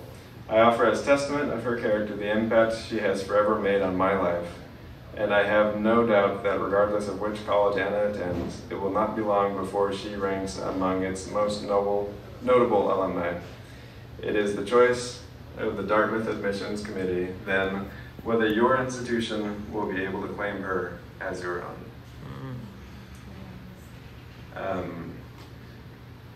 I love John, and I always will, and I'm so grateful to Roseanne and everybody else who has put these writings together. As I read them, it just felt like he was in the room, and I transported back to my very confused 17-year-old self, and I was able to see John in all of his just beautiful clarity in the way that he perceived things that I was not able yet to see.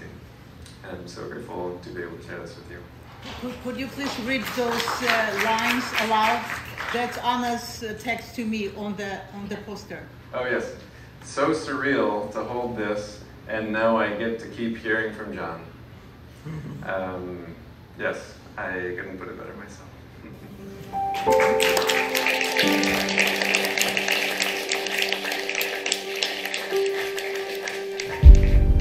Hello, my name is Kyla, or if John were introducing me, it would be Kiki.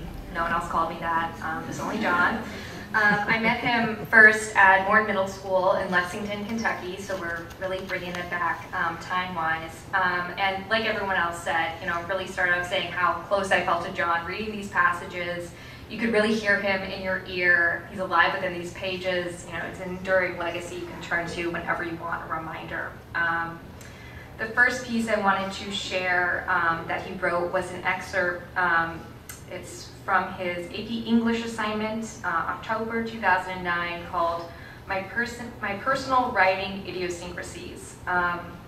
Really feels slightly like a bit of a John Malkovich moment. You feel kind of like you're in John's head. My mother walked into my room the other day. No, I said. She persisted. But haven't you even considered how? No, I said again. It was final. Perhaps I was being unreasonable. My parents and I had been feuding about whether or not to relocate my desk, currently situated against my window in my room. I have a magnificent view of my street, so beautiful now in the abundance of autumn. I watch runners struggle going up my tedious hill. They ask for it, I think to myself. I watch dog owners stroll along, marveling at the beauty of the tree-lined lane. Oh look, my mind quips. There goes a man who cursed out my mother after his dog lunged at her. The view from my window is truly a beautiful one. Every now and then, when I'm churning all of the goo in my mind, trying to find a satisfactory ray to write an AP English essay, I open the window, crisp autumn air comes streaming in. So I was clearly displeased when my parents proposed moving my desk, that prime writing location, across my room to border a wall. A wall, a dull green wall. The reasoning? The draft coming through the little crevices on the side of the window was blowing on me and making me sick. Let me make one thing clear. There was no draft. So I love this piece. It's in every way John. He's so attuned to his surroundings, kind of like Quincy mentioned, that the relationship with that environment itself comes to life. And it will surprise no one that John won the battle of the desk and stayed right where it was. And sometimes when puzzling to the outside audience, the order he created in his life was truly sacrosanct. He was often the student with papers kind of flying out of his backpack, but he'd able to reach in, just deftly pull out the AP Gov assignment without even needing to sift through the lot. And he found trust in the constants, whether that's his window overlooking the street, and in particular his writing desk, which comes back a couple times in the themes of chapter 3. Which it served as his steadfast companion. It was his writing partner. He has this enduring love of tradition and distaste for change, whether that's personal or political, as we've heard before. And I love that even into adulthood, John would adorn his room with all these tokens, either with pictures from his travels or photos of his friends, an array of soft creatures on his bed. I remember when I moved to New York, John called me over once just so I could sit on and admire his long-awaited purchase. It was a new mattress, a horsehair mattress, which he told me proudly was the mattress of royals. And it was just such a reflection of him. It wasn't ornamental. It was just, John creating his own space. And yeah, just solely him. So the second piece I wanted to touch on was an essay about his high school teacher, his government teacher, Mrs. Barber. And throughout this chapter, John really lauds the educators in his life that, helped hew the scholar that was already in formation, grateful for their emotional investment as much as he was for the wisdom that they bestowed. It is often noted that there exists a substantive difference between a teacher and an educator. It is relatively easy to be a teacher. That is, to help facilitate the transfer of material from one medium into a student's mind. A person can accomplish this task just as easily as a computer or a disk can. To be an educator, however, to spark the love of learning and teach in a way that transcends the walls of the school, is an art form far from the simple mechanics of teaching. Ashley Barber is the embodiment of that art, which is education. And he includes a quote from Alexander the Great.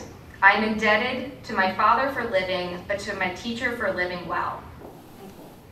And I can attest that any classroom that John was present in felt alive in a way that I had not experienced before. It wasn't the bright Hawaiian shirt that he wore on the first day of middle school, or the fact that he was the first to raise his hand, but as many others noted, he would seek out people with differing opinions and really prompt them to share their thoughts. Many of my friends, I was texting a lot of my high school friends in preparation for this to kind of, get their voices in this conversation as well. And many of them really credit him with the practice of civil discourse, and learning the practice of civil discourse in our increasingly partisan world. One friend in particular noted, I may never vote for him, but I would be so proud to see him in office. And in so many other areas of this, in chapter 3, he delivers, there are multiple graduation addresses, right, in high school that John delivered, one of which was a rap. And he has so many, passion call to action to his peers to find their passions, to harvest their talents, and really go forth into the world in a way that only really John could. And, as we've seen into his college years, it was the same in high school, and even, writings to his middle school teachers in New York. When he moved to Kentucky, he retained connections with his educators, updating them on accomplishments big and small, and inquiring about their lives as well. Emails, letters, calls, or, as I experienced, inviting them to his house for movie nights or to his Sweet 16. They remembered John fondly as well. So Mrs. Barber actually wrote his letter, or one of his letters of recommendation to Yale.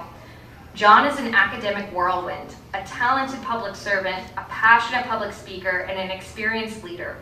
But how do I adequately illustrate for you that he is so much more? In an increasingly self-centered and competitive world, John has managed to hang on to those singularly old-fashioned values of sincerity and integrity." So I wanted to close out with a poem that John wrote, which just feels like the warmest hug. I don't really know the context of the poem exactly, but it reminds me so dearly of all the love that John gave, and reminds us to turn to love again and again, and especially in the face of conflict.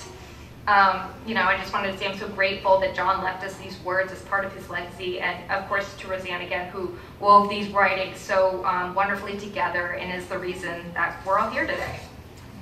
So this poem is called Seuss. He wrote it in 2010, and I will begin somewhere in the middle because it makes the most sense. So you ask me, what's to become of me? Will I end up a beggar, a loner, another meaningless flea? That's what we fear, to end up a speck on the wall, a life with no meaning, no substance at all. But the fear that's the worst fear around is not being able to love and finding no love to be found. I say this perhaps like I seem to know all, but that's not it, don't you see? The only reason I know this is because it happened to me. We don't have time for details, but believe me, it's true. And I simply didn't know what I could do. And then I realized, your heart beats 100,000 times a day. Can you believe it? It's a fact. I was just blown away. So isn't it best to make the 100,000 times count? Don't be afraid of love, and you'll marvel at the amount of love you will gain from people who will say they never expected to be loved in that way.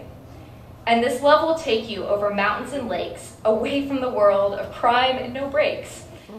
I promise you that, and if it doesn't work, you can sue. I'll settle by giving all of my love to you. And if you ever need more, come straight to me. The reserves of love are endless, you see. You are brave, you are tough, you are strong, you are proud. No, just take your love and go dazzle the crowd. And don't you forget, love conquers all, and it hasn't failed yet. Sending my love from a loving Kentuckian, yours truly, John Aroutiounian.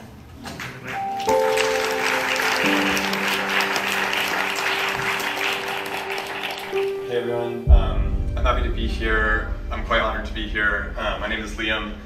I, like Quentin, met John when we were 17 in the Senate Page program in Washington, and I was asked to read a letter I wrote to him, and I'm also standing in for our dear friend Stephanie Neville, who unfortunately, last minute was not able to be here today, and I'm going to read John's Yale application essay on behalf of Stephanie.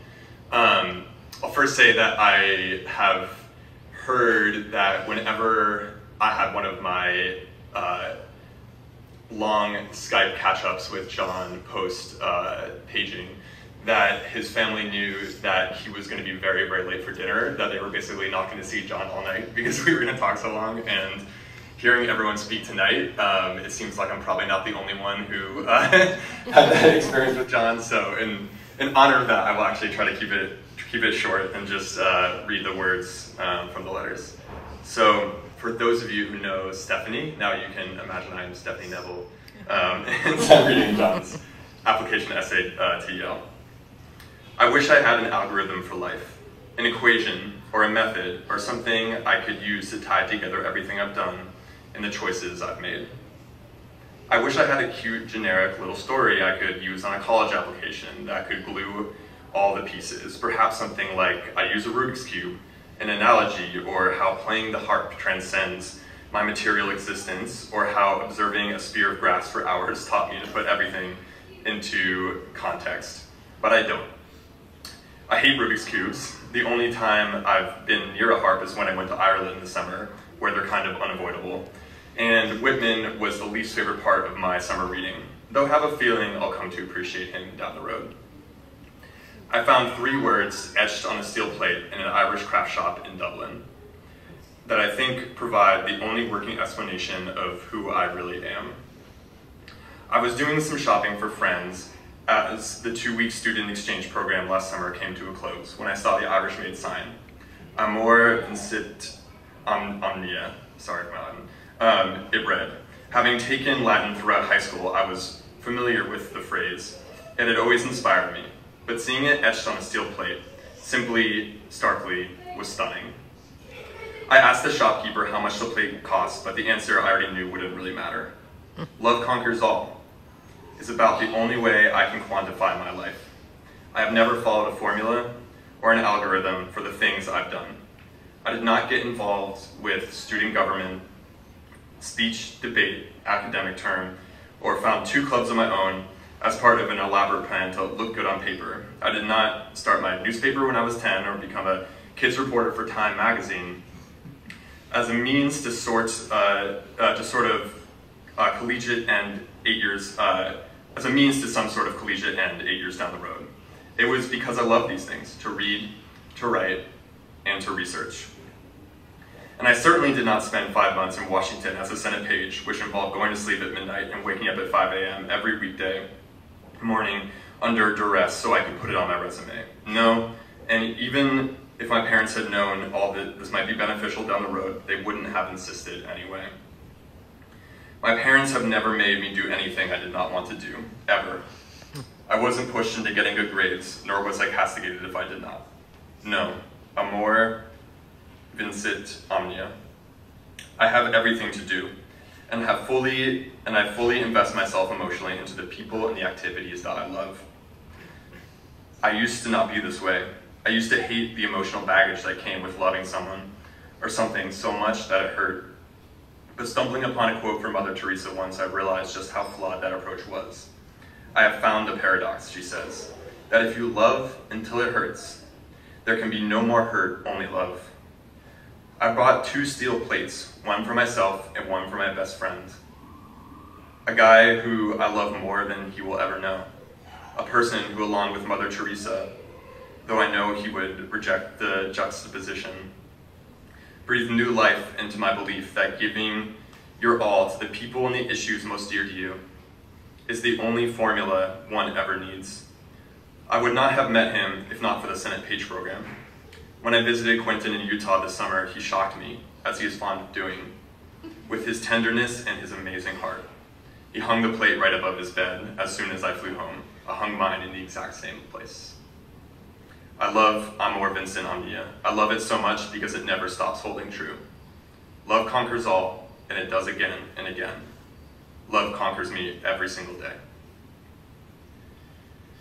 And now before I read the letter that I wrote to John, it's just something I've been reflecting on preparing for this, how I mean, John and I were very, very different people in a lot of ways. I used to think that we saw the world completely different. Sometimes it would even be hard to imagine that we saw the same reality in the world, given how divergent our views, especially on politics, could be. And other things that I thought were really core values. And maybe those things are important in ways, but when I think of what ties together John's application essay that I just read, and the other people in this room I know, and what I wrote to John, it makes me realize that maybe I used to think we had this amazing friendship despite our differences, but maybe it's not really about despite. Like, maybe actually the things that he wrote about here and I'm about to read are actually way bigger than our perspectives on the world, and something that transcends all of that entirely. And I think we all feel that when we think of John. So here's the letter I wrote to him. Dear John, I send you this letter with love, with the enduring love of the way you made us all laugh in the Senate lobby, the same love that locked us into passionate conversation. That kind of passion is rare. You possess it in enviable abundance. You will always possess this passion. Same for me. I believe in part because of your enduring influence on my life. You are a rare person who can enthusiastically engage with the world and still not sour your love. In fact, the more you engage with others, the more compassionate you become. That is a miracle. You are a miracle in many ways. Most with your infectious energy would be most who had your infectious energy would be so tangled in attachments that lose sense of self. But you are and always will be one of the most authentic individuals I ever know. Nothing less than boldly yourself. Like a great artist, you put your true self exposition for a world that doesn't deserve you, and the pollen of your spiritual flower has spread far. You are a gift for showing others how they can see their best selves. You spread love constantly. When one meets you, they see in you how their own hopes and dreams can come to fruition. I see that. I always will. I will always see in you freedom, that is, boundless spiritual, non-judging love that uses the unique energy of your specific place in being in the world to permeate all. You are a catalyst for that, and passion and love, the only things that will ever matter. I love you, John.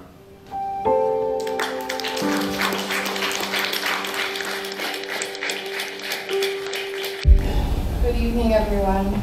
My name is Kelly Andino, and I first got to know John in college. We were in the same dormitory and met in the first few days of our freshman year at Yale. And I was blessed to know John and was asked by Rosanne to read a couple of passages from his chapter on love, faith, and virtue. And this is very similar to John's kind of motto, if you will, that he would end his life with, which was faith, love, and service. So I'm a teacher and I teach theology, so this always reminds me of the three theological virtues, which are faith, hope, and charity. And I thought it was interesting that John translated hope into service. He thought hope wasn't really real unless it acted, and John was so good at that. And part of the reason I think we're all here today is because John touched us so deeply. And John was someone who had discovered one of the secrets of living well, and it was immediately obvious to anybody who met him. And it was his love. He knew love. I'm so grateful to Liam for reading his application essay from Yale, where most students would try to sort of put something forward that was very original to them or unique, and he just takes this theme that for anyone else would sound super cheesy, but for John, it was authentic, that love conquered all. He knew love. He knew what love was, and more importantly, he knew who love was. People were captivated by his bright intellect and his many talents, but mostly they remembered how John made them feel. And they felt his love for them, and they knew that it was real. Amor vincit omnia, love conquers all. That same quote from Mother Teresa, that if we love until it hurts, there can be no more hurt but only love. Before I even knew John, I was thinking that same spring that he wrote that application essay about the same quote, but I misunderstood it, and John already got it. Like Scott said at the beginning of this evening, he had sort of figured it all out. And so he had been successful in life, in a very brief life, precisely because he had figured it out, and most of the rest of us are still working on it. So we have to hope that in loving John through our grief, that if we love until it hurts, one day the pain will just give away to only love. John's full name, from what I understand, was Dran Hrach Aris Aroutiounian. My own son is named John, partially in John's honor, so I happen to know the meaning of the name John, which is that God is gracious. But Hrach, well, I didn't know what that name meant. And one day I decided to look it up, and it means one with eyes like fire.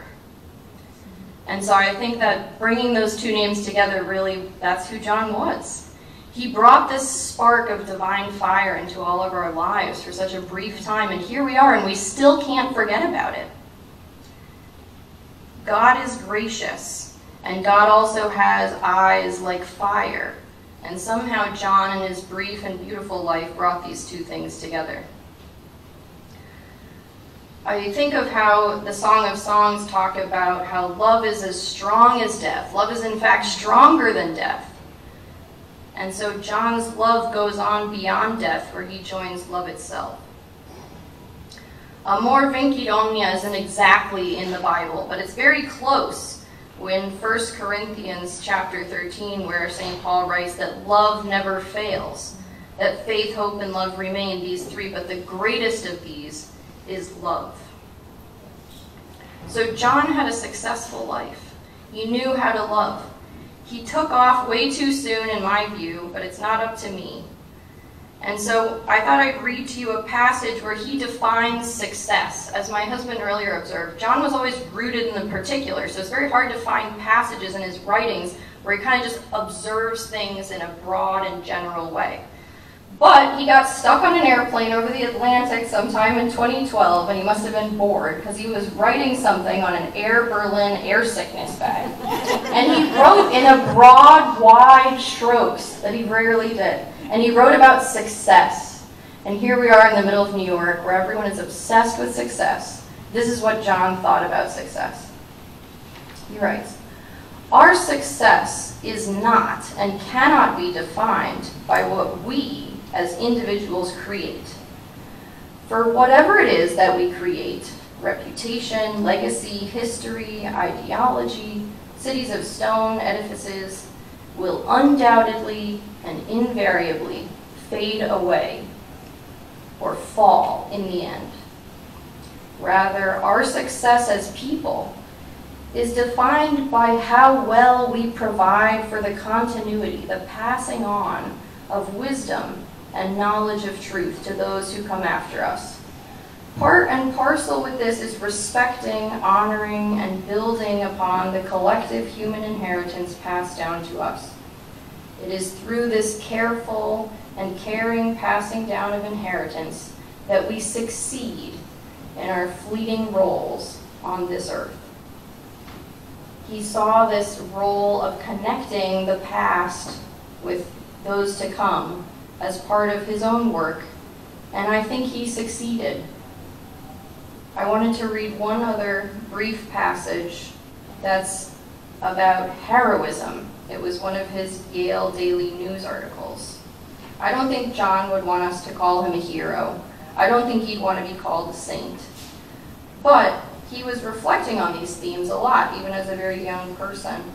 And I wanted to read a little bit more about what he thinks it means to be heroic. He writes, "My faith teaches me that I can be a saint if I will it." I would add the asterisk as the theology teacher that grace has to be involved too. Okay, sorry John, I had to add that. It teaches that you can be a saint too, but that's a hard thing to believe. It's easy to doubt our own potential to be heroic. There's a saying by Nathaniel Hawthorne that goes, "A hero cannot be a hero unless in a heroic world." I wonder if he's right. And if so, does my doubt come from living in a decidedly non-heroic world? I'm going to skip ahead a bit. But Hawthorne's observation isn't entirely wrong. We live in a time that doesn't make heroism readily accessible. The modern rebel without a cause wants to be as extraordinary as those who've come before, but it's not clear, nearly clear as how to do it. A lesser-known Hawthorne expression goes, "The greatest obstacle to being heroic is the doubt whether one may not be going to prove oneself a fool. And the truest heroism is to resist the doubt." What I love so much about John was that he inspired so many of us to try to live better than we would otherwise on our own. And this was one of his special gifts. John was truly an example of God's gracious fire and love here on earth, and John brought light and warmth to everyone he met as he walked here. And now I think he's kindling an even greater fire in our hearts as he walks in eternity, encouraging us along the way and waiting eagerly to welcome us home. Now, because I love John, and I know John would want us to do this, I'm going to ask you to stand and sing happy birthday to his mother for me and for him, because her birthday is on Monday. So please stand as a thank you to Roseanne for this beautiful book. It's for John, Roseanne. I know he would want us to do it. Happy birthday to you. Happy birthday to you. Happy birthday, dear Roseanne. Happy birthday to John.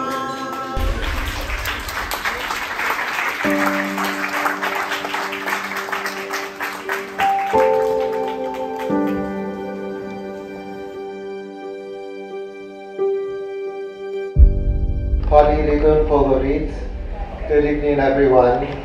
My name is Jesse Arlen, and I'm the director of a Armenian cultural organization called the Zohrab Information Center that's located on the grounds of the Armenian Orthodox Apostolic Church Diocese at 34th and 2nd Avenue.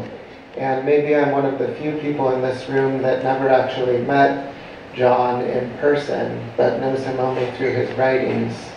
I got to know Roseanne and John's Armenian church family at Holy Cross Surkhoch Armenian Church in Washington Heights, uptown Manhattan, when I moved here a couple years ago from California.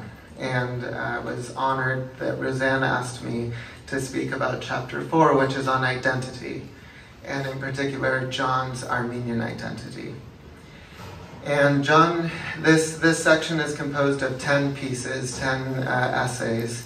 And John begins where every Armenian diasporan must begin his or her negotiation with their identity, and that's with the Armenian genocide. And this comes to us in a number of different pieces that John wrote on the occasion of the annual remembrance of the Armenian genocide in April every year.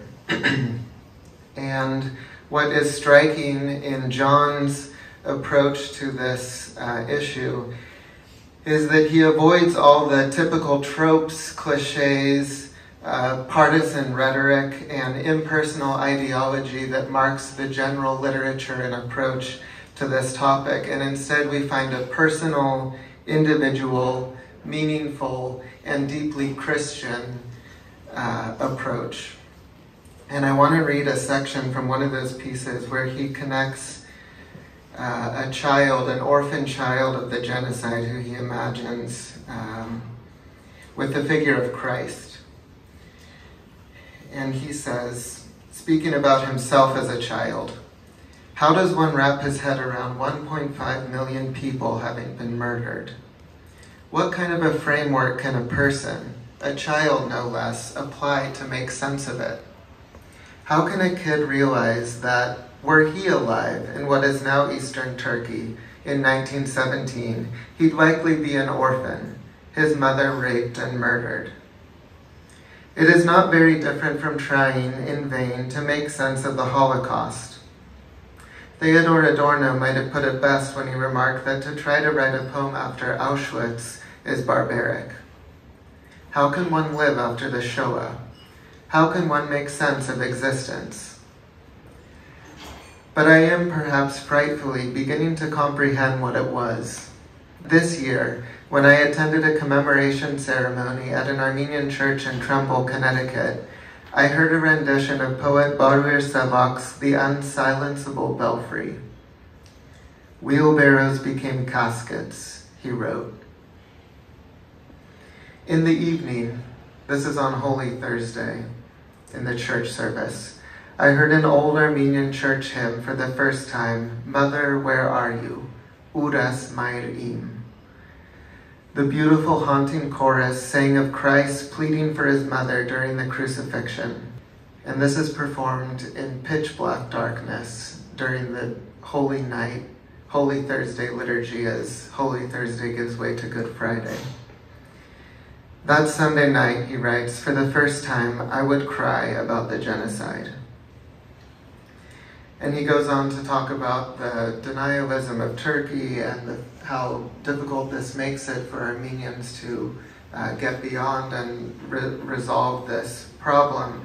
But he returns at the end in this powerful and beautiful piece, snippet, where implicitly he makes the connection between that orphan child and Christ himself, abandoned and betrayed in this world.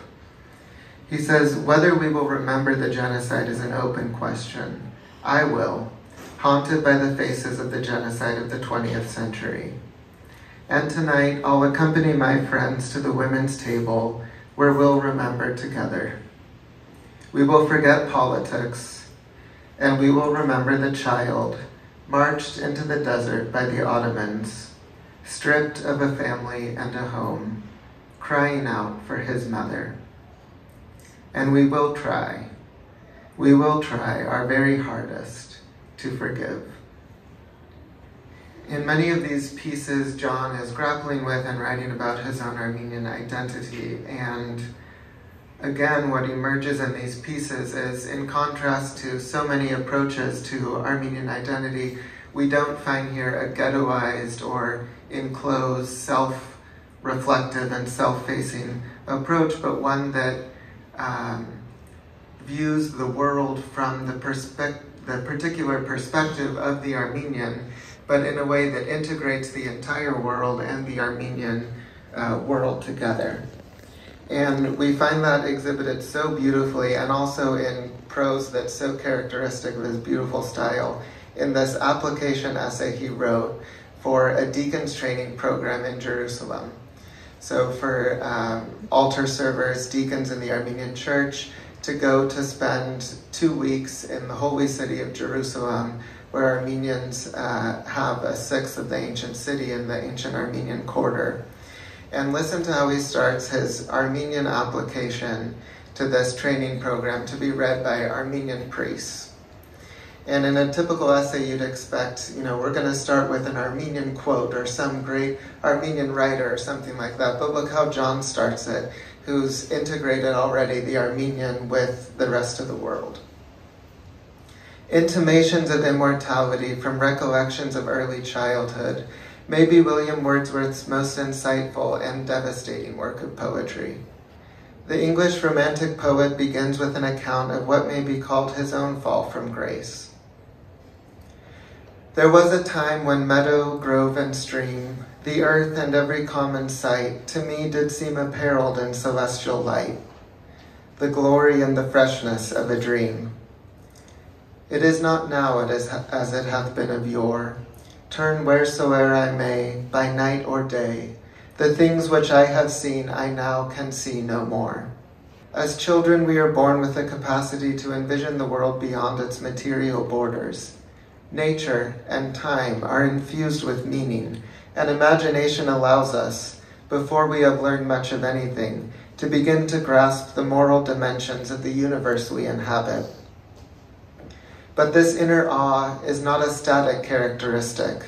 It is malleable, subject to the stories and teachings it is exposed to as children grow up and have to reckon with the sinful world as it is, from rough schoolyard interactions with bullies to deaths in the family. As a child of immigrant parents growing up in a New York neighborhood ethnically diverse and lacking a large Armenian community, Holy Cross Church helped keep this inner knowledge of another world alive when the material world around me presented countless difficulties. Some of my earliest memories, the ones that explain why Holy Cross has remained the parish I return to after all these years, are of standing in front of the icon of Char Chapan Surbas Vazadzin, a miracle-working icon of the Holy Virgin Mary, and praying for God's help, of shuddering in the pews before communion as a voice from the balcony above sang, Dervo Hormya, Lord have mercy, with a haunting beauty, convincing me that the angels' tears were deluging heaven at that very moment, and of staring out into the incense-filled church while holding the Holy Cross as an altar boy. I can never forget the darkness of the church on the evening of Holy Thursday, followed soon by the joy of Easter Sunday. These days are among the most meaningful of the year. Well, it's no surprise that he was accepted into that program, as he was accepted, I think, into everything that he ever applied to. I want to point out one small paragraph in here, which I think is exemplary for Armenians in the diaspora, and I hope will be read and applied as a model by other young Armenians. And it's what John exemplified is, if you grow up in another country and you're surrounded by, the world around you, you're naturally going to be, you're not going to inherit the richness of your own ancestral culture unless you go out and decide to acquire it for yourself. And that's what John did. And he says this, Armenian youths are told since infancy that they belong to a civilization that has survived amidst invasions, wars, and genocide. They are told of the masters who produce the highest forms of Armenian intellectual expression in art, music, philosophy, literature, and theology. And interrupting his words, sadly for most Armenians that born here, that's where it stops. They're content to feel proud of themselves and for having this kind of identity, but they don't know it themselves. He says, but unfortunately few young people in the diaspora have the tools with which to access much of these treasures. As I swung the thurible, the censer, on the altar over 2 years ago, I resolved that I would not live this privation. I would find a way to properly claim my cultural inheritance. And this led him, of course, to Oxford, where he pursued a one-year master's in classical Armenian studies. And after this book, we're going to have a sequel, which will be his writings on Armenian topics that he wrote while in the program there. I just want to conclude by saying how sad it is in so many ways that we don't have his voice today in the Armenian community, as Armenia is, of course, in this last week and in these days facing such crisis and such catastrophe in Artsakh, Nagorno-Karabakh. And we do have in this collection some of the longest and most important pieces. One, a lengthy essay on taking the political science approach of the grand strategy, which he applies to Armenian culture and lays out his vision of what could be done in the future, and also this very promising institute that he was founding called the Israeli Ori Institute, named after a early modern Armenian visionary who imagined a free and independent Armenia before its time. And he was inviting Armenian intellectuals, Armenian American intellectuals and leaders of all political, religious, and whatever affiliations to join a non-partisan, non-religious organization that would transcend the partisan rhetoric and the cliches and the tropes and the superficial statements that are always made on issues, and would be able to think in a new way, in a visionary way. And I hope that this blueprint that he put forward may be taken up by others and applied in his absence, but in his spirit that will live on with us and hopefully impact the future generations of Armenians in this country. Thank you.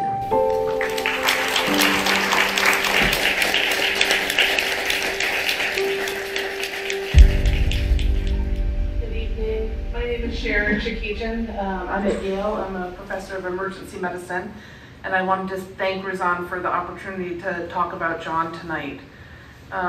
Life's about people that cross our paths and not only alter our direction, but also alter our thinking.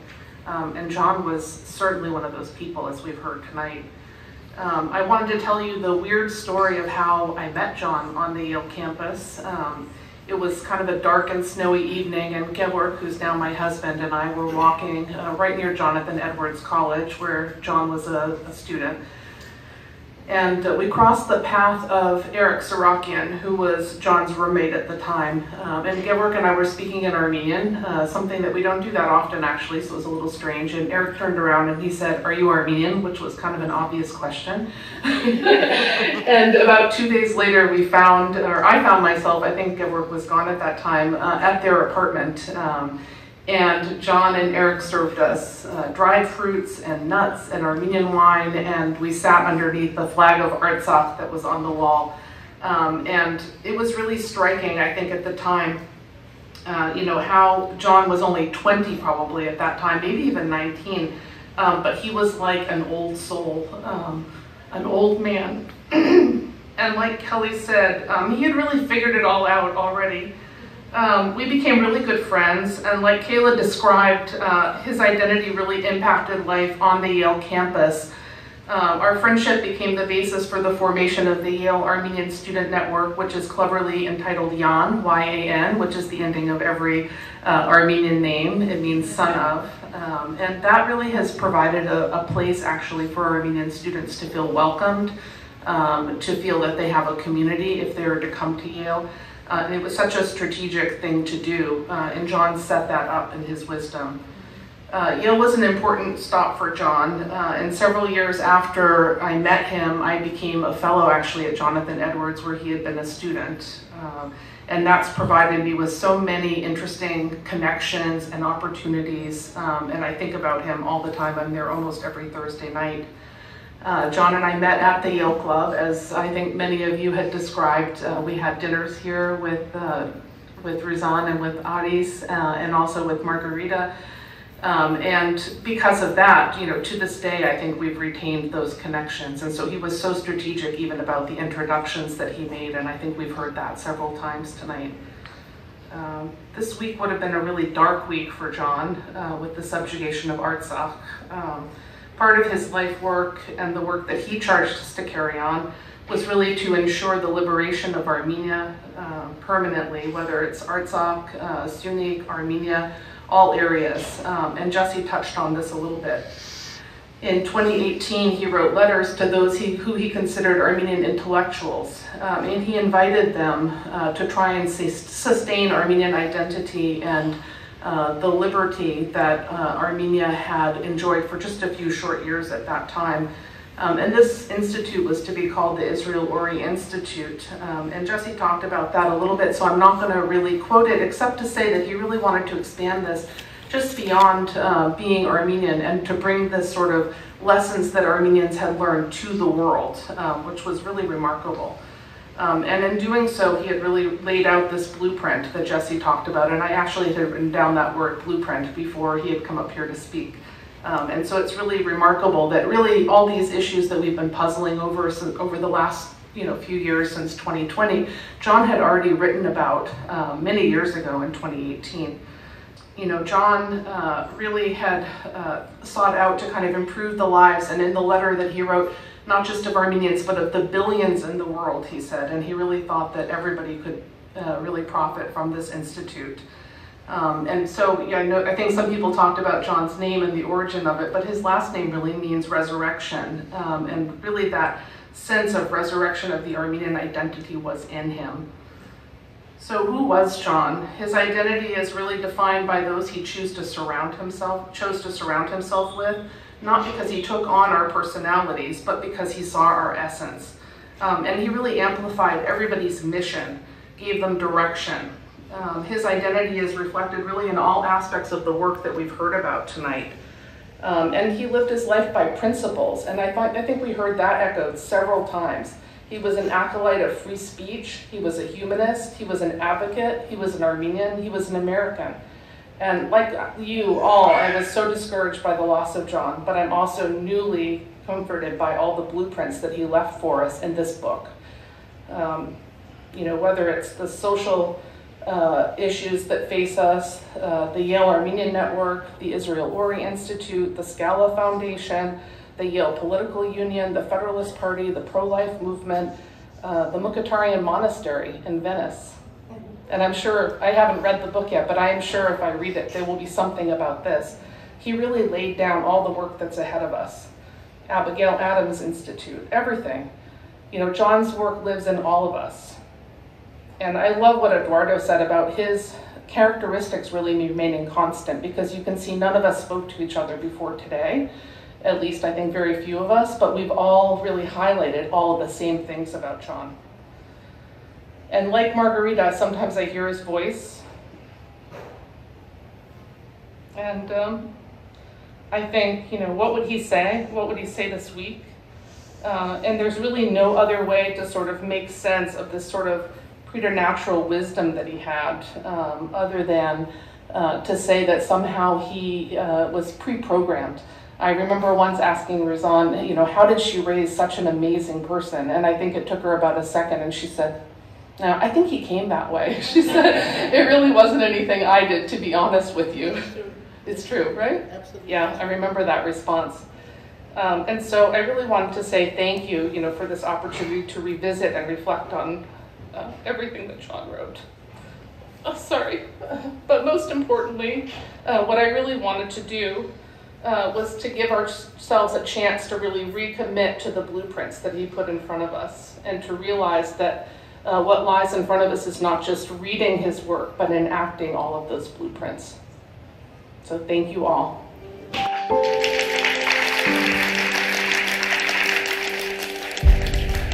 Good evening. My name is Isabel Marin, and I met John early on in his freshman year at Yale. He and Courtney Horton, name Begakin, were the two brave freshmen, as we heard, who joined a small group of Choose Life at Yale members, myself, Eduardo Andino, spoke earlier, and Bijana Budarabi, on a cross-country trip to Colorado. Some group stargazing in the Rockies, debates on the Federalist Party floor, and all-nighters in the Trumbull Library later, we were fast friends. Thank you all for being here and celebrating this beautiful book, which captures so many of John's ideas, insights, aspirations, and advice. Thank you to all the speakers, and most of all to Roseanne. It has truly been a beautiful evening. I'm going to share some of my favorite passages from the last chapter of John's book, titled From the Depths of the Heart. This chapter is a series of letters and other communication from John to his friends. What is so remarkable about this chapter is that here we see John's philosophy, faith, and love as he expressed them in his interactions with others. The themes from the other chapters are given life in these communications. The crossover of themes from John's public writing to his private writing is a mark of his authenticity. The other chapters, of course, include pieces that John wrote to give advice to his local communities, schools, the nation, and the world. Some writers give advice to others, but do not follow it themselves. But these letters, which John never thought would be read by the public at large, reveal how genuine John's philosophy and ideas were. I've selected passages that fit into two general categories, friendship and faith. For the sake of time, I've omitted some sentences within some of the passages. John's letters are a beautiful window into his friendships, the kind of community he built around himself, and also his insights about friendship and what it should be. As to how he acted as a friend, we see that he showered his friends with love, heartfelt compliments, and appreciation. We also see a bit about what he valued when seeking his friends, and how important his friends were to grounding him, even in hectic and pressure-filled environments at odds with his values. Please take a listen to this excerpt from his letter to Anna Ganali, April 15th, 2011. It goes without saying, but you are one of the most remarkable people I've ever met in my life, Anna. And believe me when I say I haven't met that many. Your intellect, maturity, humor, kindness, good-naturedness, and humility amaze me. Regardless of how much your humble self refuses to acknowledge it, you're incredibly special and unique. To find someone who is genuinely interested in pursuing more than the shallow satisfaction of life that so many are content with, made me believe again in values that I always thought were right, but that I had long lost faith in. Had you not come along, I doubt whether I could continue believing those things. As I told Quinny, Quinton, I spent my whole life waiting for friends who knew no boundaries of friendship, friends who I could trust like a brother or sister. At a time when I'd already shelved my hope of finding such people, you and Quinton came along and changed my life, and I am more grateful for it than you will ever know. These letters are a beautiful reminder of how we must each do better to shower those in our lives with love. And as you can see in the passage, he did not just admire others for being nice and kind and loyal. He identified those who, quote, pursued more than the shallow satisfaction of life. I think that by searching out those who searched for truth and held fast to faith, he built a community that he hoped would be able to alleviate emotional poverty and build the kinder, gentler nation he hoped to see around him. John cherished friendship and thought about what principles and habits made for strong friendships. This chapter is full of golden nuggets of his advice on the matter. For example, here's a passage from his letter to Grace Hirschhorn, unfinished, 2017. But my thanks extend well beyond the present, Grace. They extend to your consistent trust and friendship over the past years. At Yale, our adventures with the Federalists produced more than a handful of memorable evenings and conversations. You were always willing to engage, to chat, to plot. But I appreciate just as much the continuation of the friendship after graduation. I've been surprised in ways, good and bad, by the various degrees of effort and intention various friends have put into maintaining bonds after Yale, and I found myself somewhat unexpectedly affected by this, and quite disappointed by those who I'm missing, and deeply admiring of those who didn't. And then there's this observation from his letter to Mariam, February 8th, 2018. So many in modern Western society are so deeply neurotic, so deeply suspicious, so deeply vulnerable and afraid of genuine connection. You can be friends with someone for years, and then it hits you one day that you hardly know them, that your entire relationship was built on a performance, and that the real person underneath the act is completely unrecognizable to you.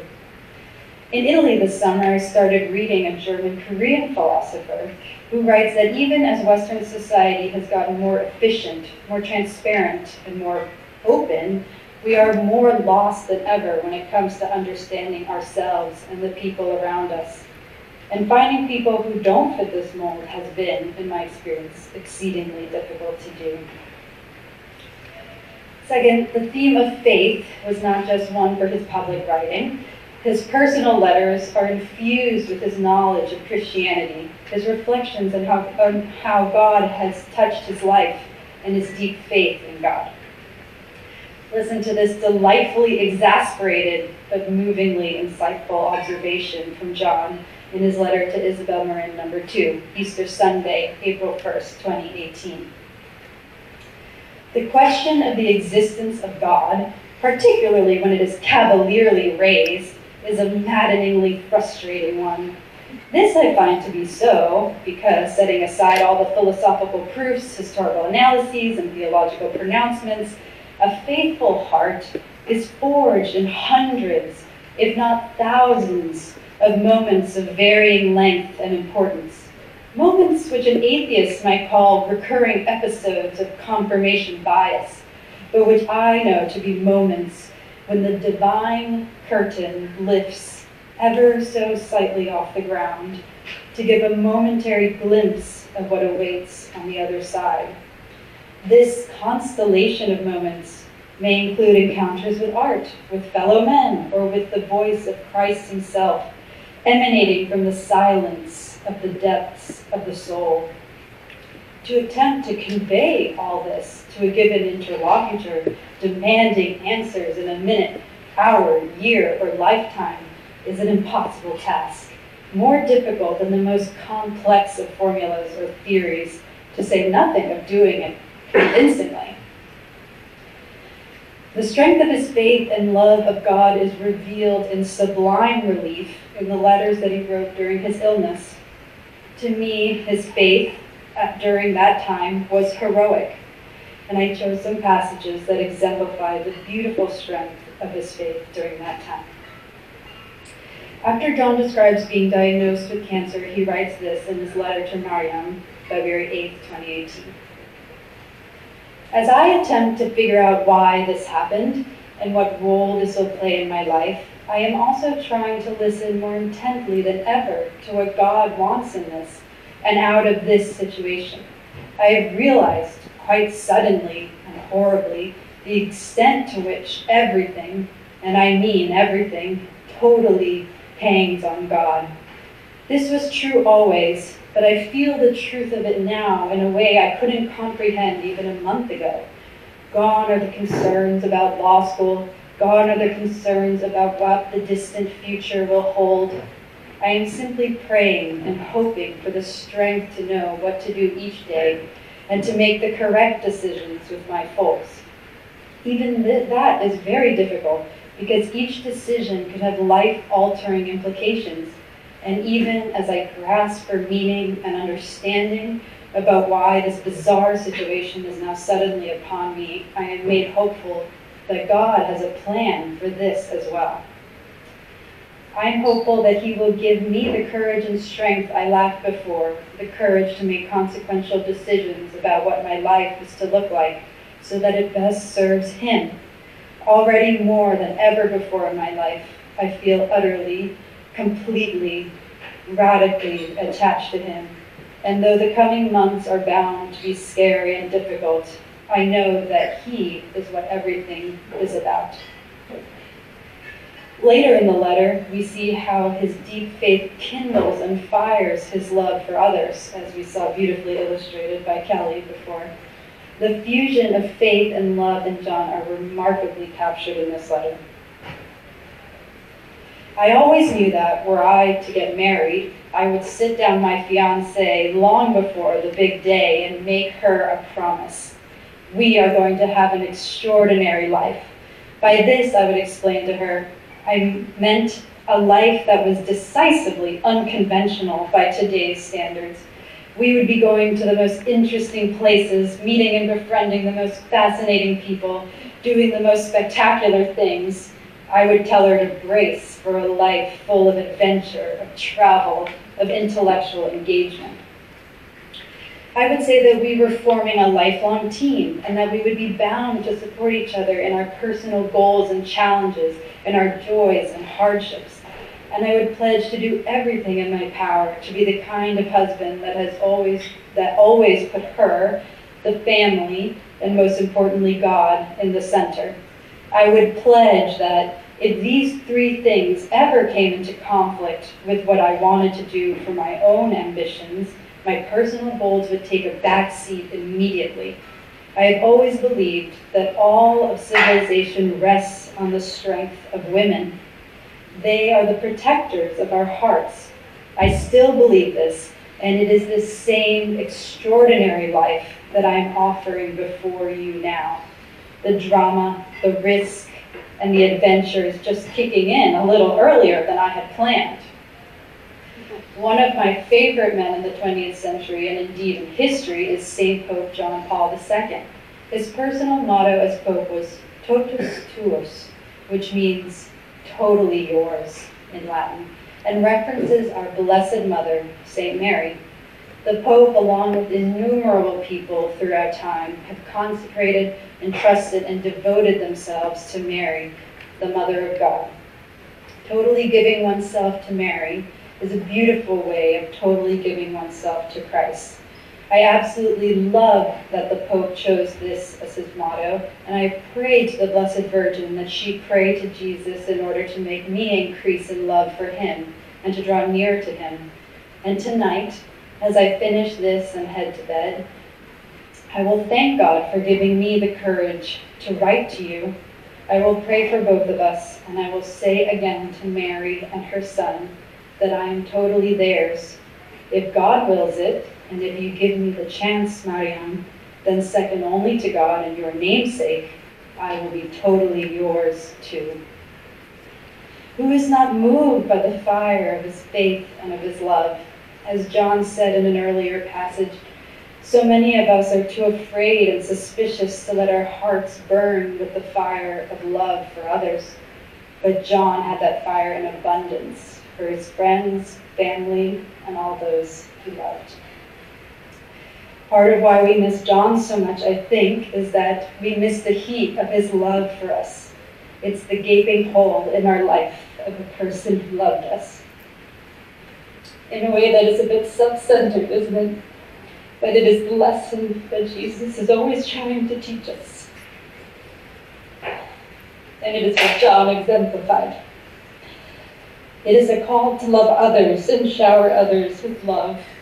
That is the mark on this world that truly lasts.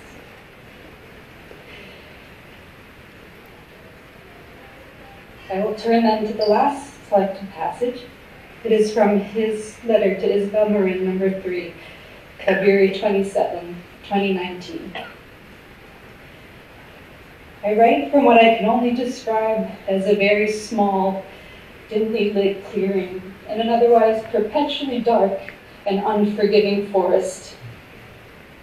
The canopy is so thick that it leaves one with the impression that the sun has finally expired, and the short period of calamity preceding the ultimate demise of a world deprived of its animating energy source has begun. One gropes around in the sheer wilderness, enduring the haunting sounds of strange creatures, and quite literally, not knowing what he is going to fall into with the next step. Sleep brings little relief. The body's neurochemicals, as it is always brief and of low quality, without the presence of light to regulate the body's neurochemical secretions. And so only faith and hope light the way, along with dwindling patience. From the clearing at which I've arrived, I am just able to tell by looking up that the sun hasn't yet burned itself to oblivion, or if it has, we are in the period in which its last rays are still traveling toward an oblivious earth. Moreover, I haven't the slightest inkling as to whether this clearing is a sign the forest is reaching its terminus, whether perhaps more realistically this bulb patch will continue for a while longer before the darkness falls away, or whether the abyss is once more right around the corner, and whether I should be preparing for the moment when he withdraws his consent. The pure strangeness of all this, from the moment it all started, the day after a serene trip to the Canary Islands in January of 2018, is not lost on me. This tumor almost always strikes the old. I have no family or behavioral history of any kind. Since high school, I've gotten myself tested for all kinds of cancers with a hypochondriac's tenacity. My parents are cancer specialists. In its way, the strangeness of this malady as it has affected me, together with the overarching strangeness of being itself, only further solidifies my faith in God. Some will say this is the thought of a weak and desperate mind, unable to hold in his hands the reality of a cruel and unresponsive universe. I reject this dismissal. Not only would its validity require, in my view, suicide on the part of any thinking and compassionate man, but its acceptance would necessitate a blind faith in the patently illogical on the part of these logic-driven atheists most likely to think this way. Over the last 2 months, I have come face to face with varieties of suffering I never dared to think existed. And the only people who've seen this toll have been my poor parents, or similarly facing the prospect of their world crashing all around them.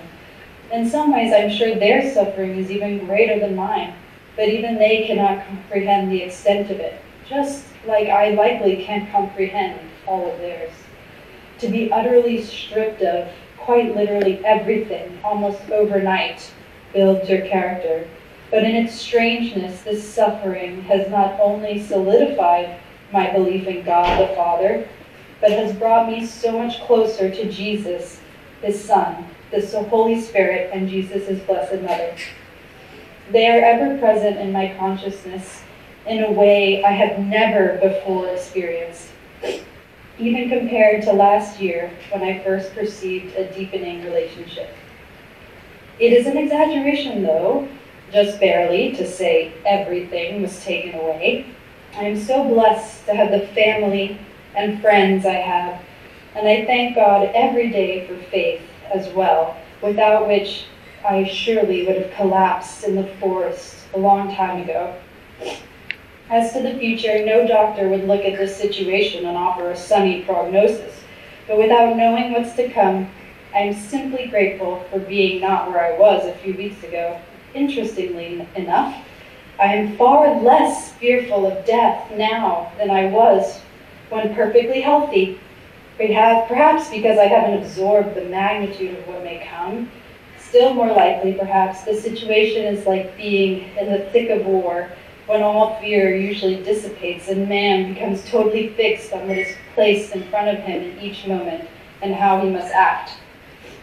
But above all, it is my faith in Jesus and in the fundamental intentionality and rationality of the universe which attenuates fear at this point.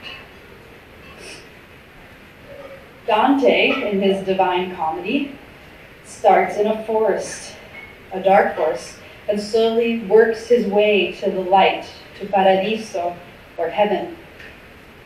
So in a way, we should expect to see a passage like this, one at the beginning of a book, rather than at the end. And this letter was the last thing that John wrote. But of course, the end of this book was but the beginning of a new journey for John. Everything that came before prepared John for the dark forest and for the ascent to paradise.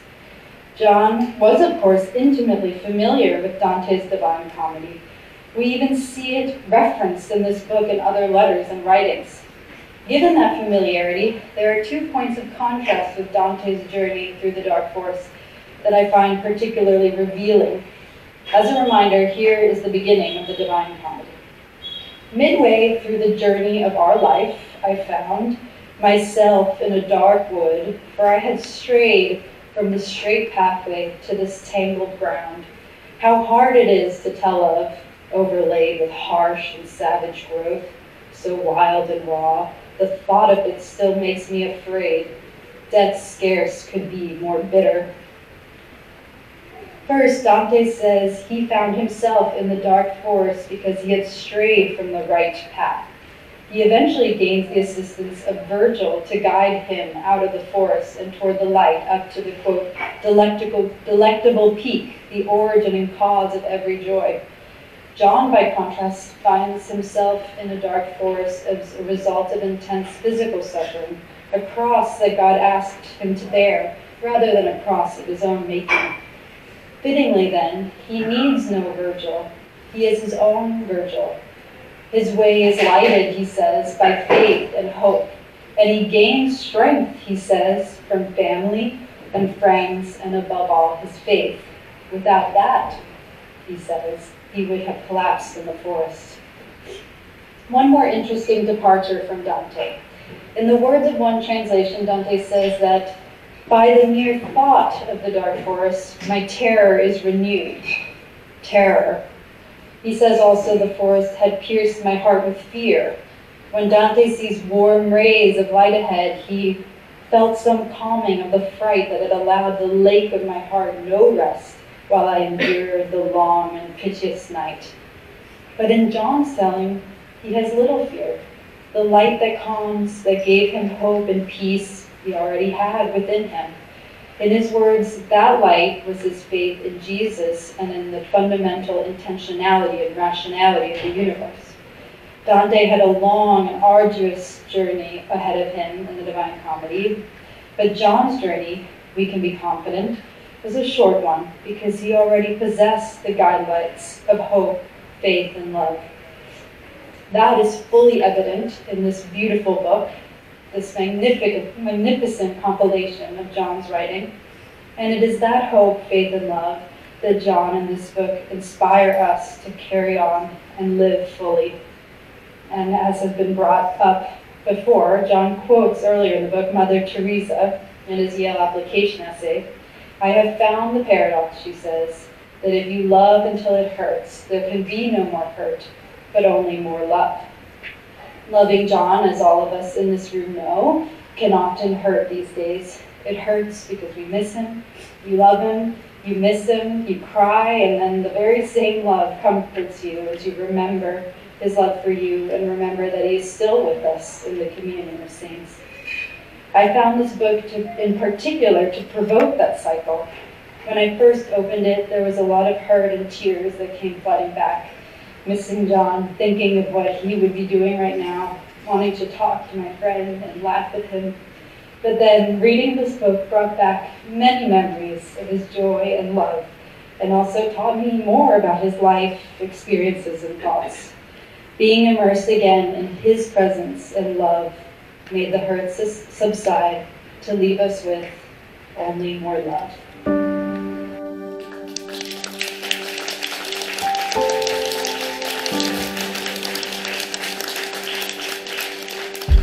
Before we conclude the formal part of the program, Roseanne invited me to lead us in prayer at the end of a really powerful night.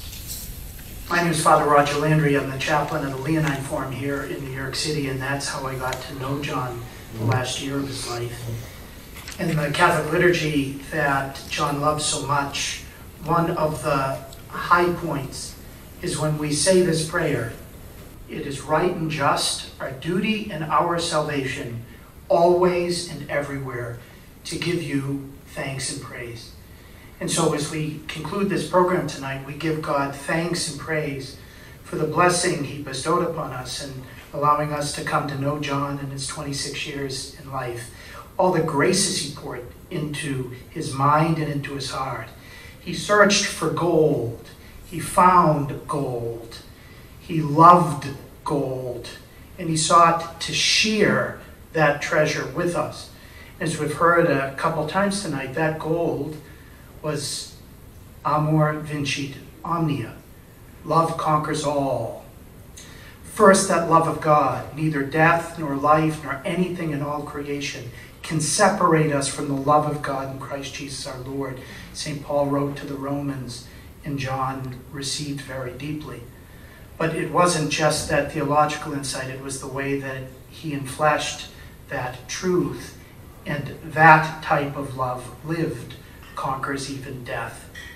We likewise give thanks tonight to Roseanne for giving us this extraordinary gift so that we're able to keep our conversation with John going until we pray an eternal reunion. It's right and just to give thanks to all the extraordinary speakers tonight who showed the type of impact John had on them, and we pray John will have on others through this work. And it's right and just likewise tonight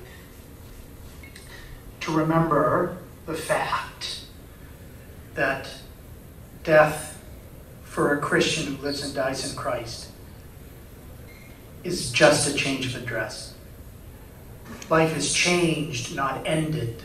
The church prays in the preface for a funeral mass. Yes, it has changed, but it is not ended. And for those who live and die in the Lord, in a sense, their real fruitfulness begins. Today the church celebrates the feast of St. Padre Pio of Pietrelcina, and he's known not just for what he did in his years on earth, but what he's been continuing to do after. And we pray that just as God fructified John's 26 years here on earth, he will make even more abundant his eternity. So I ask you please to stand with me as we pray together. John, as we just heard, loved Our Lady. And he was doubtless praying to Our Lady that she would remember him at the hour of his death. And we turn to her, asking her to remember us now, so that together with her, as we'll sing in just a moment, we will be able to rejoice with all the saints. Hail Mary, full of grace, the Lord is with thee. Blessed art thou among women, and blessed is the fruit of thy womb, Jesus. Holy Mary, Mother of God, pray for us sinners, now and at the hour of our death. Amen. In the name of the Father, and of the Son, and of the Holy Spirit. Please remain standing as we sing together.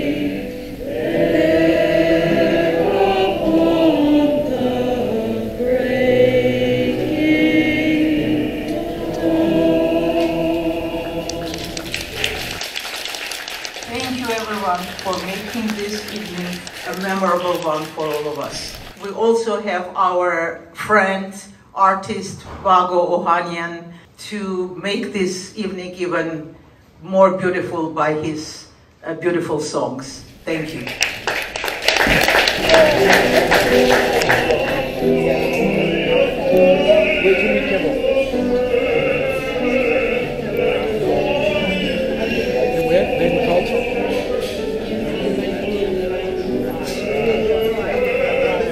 That was a deal of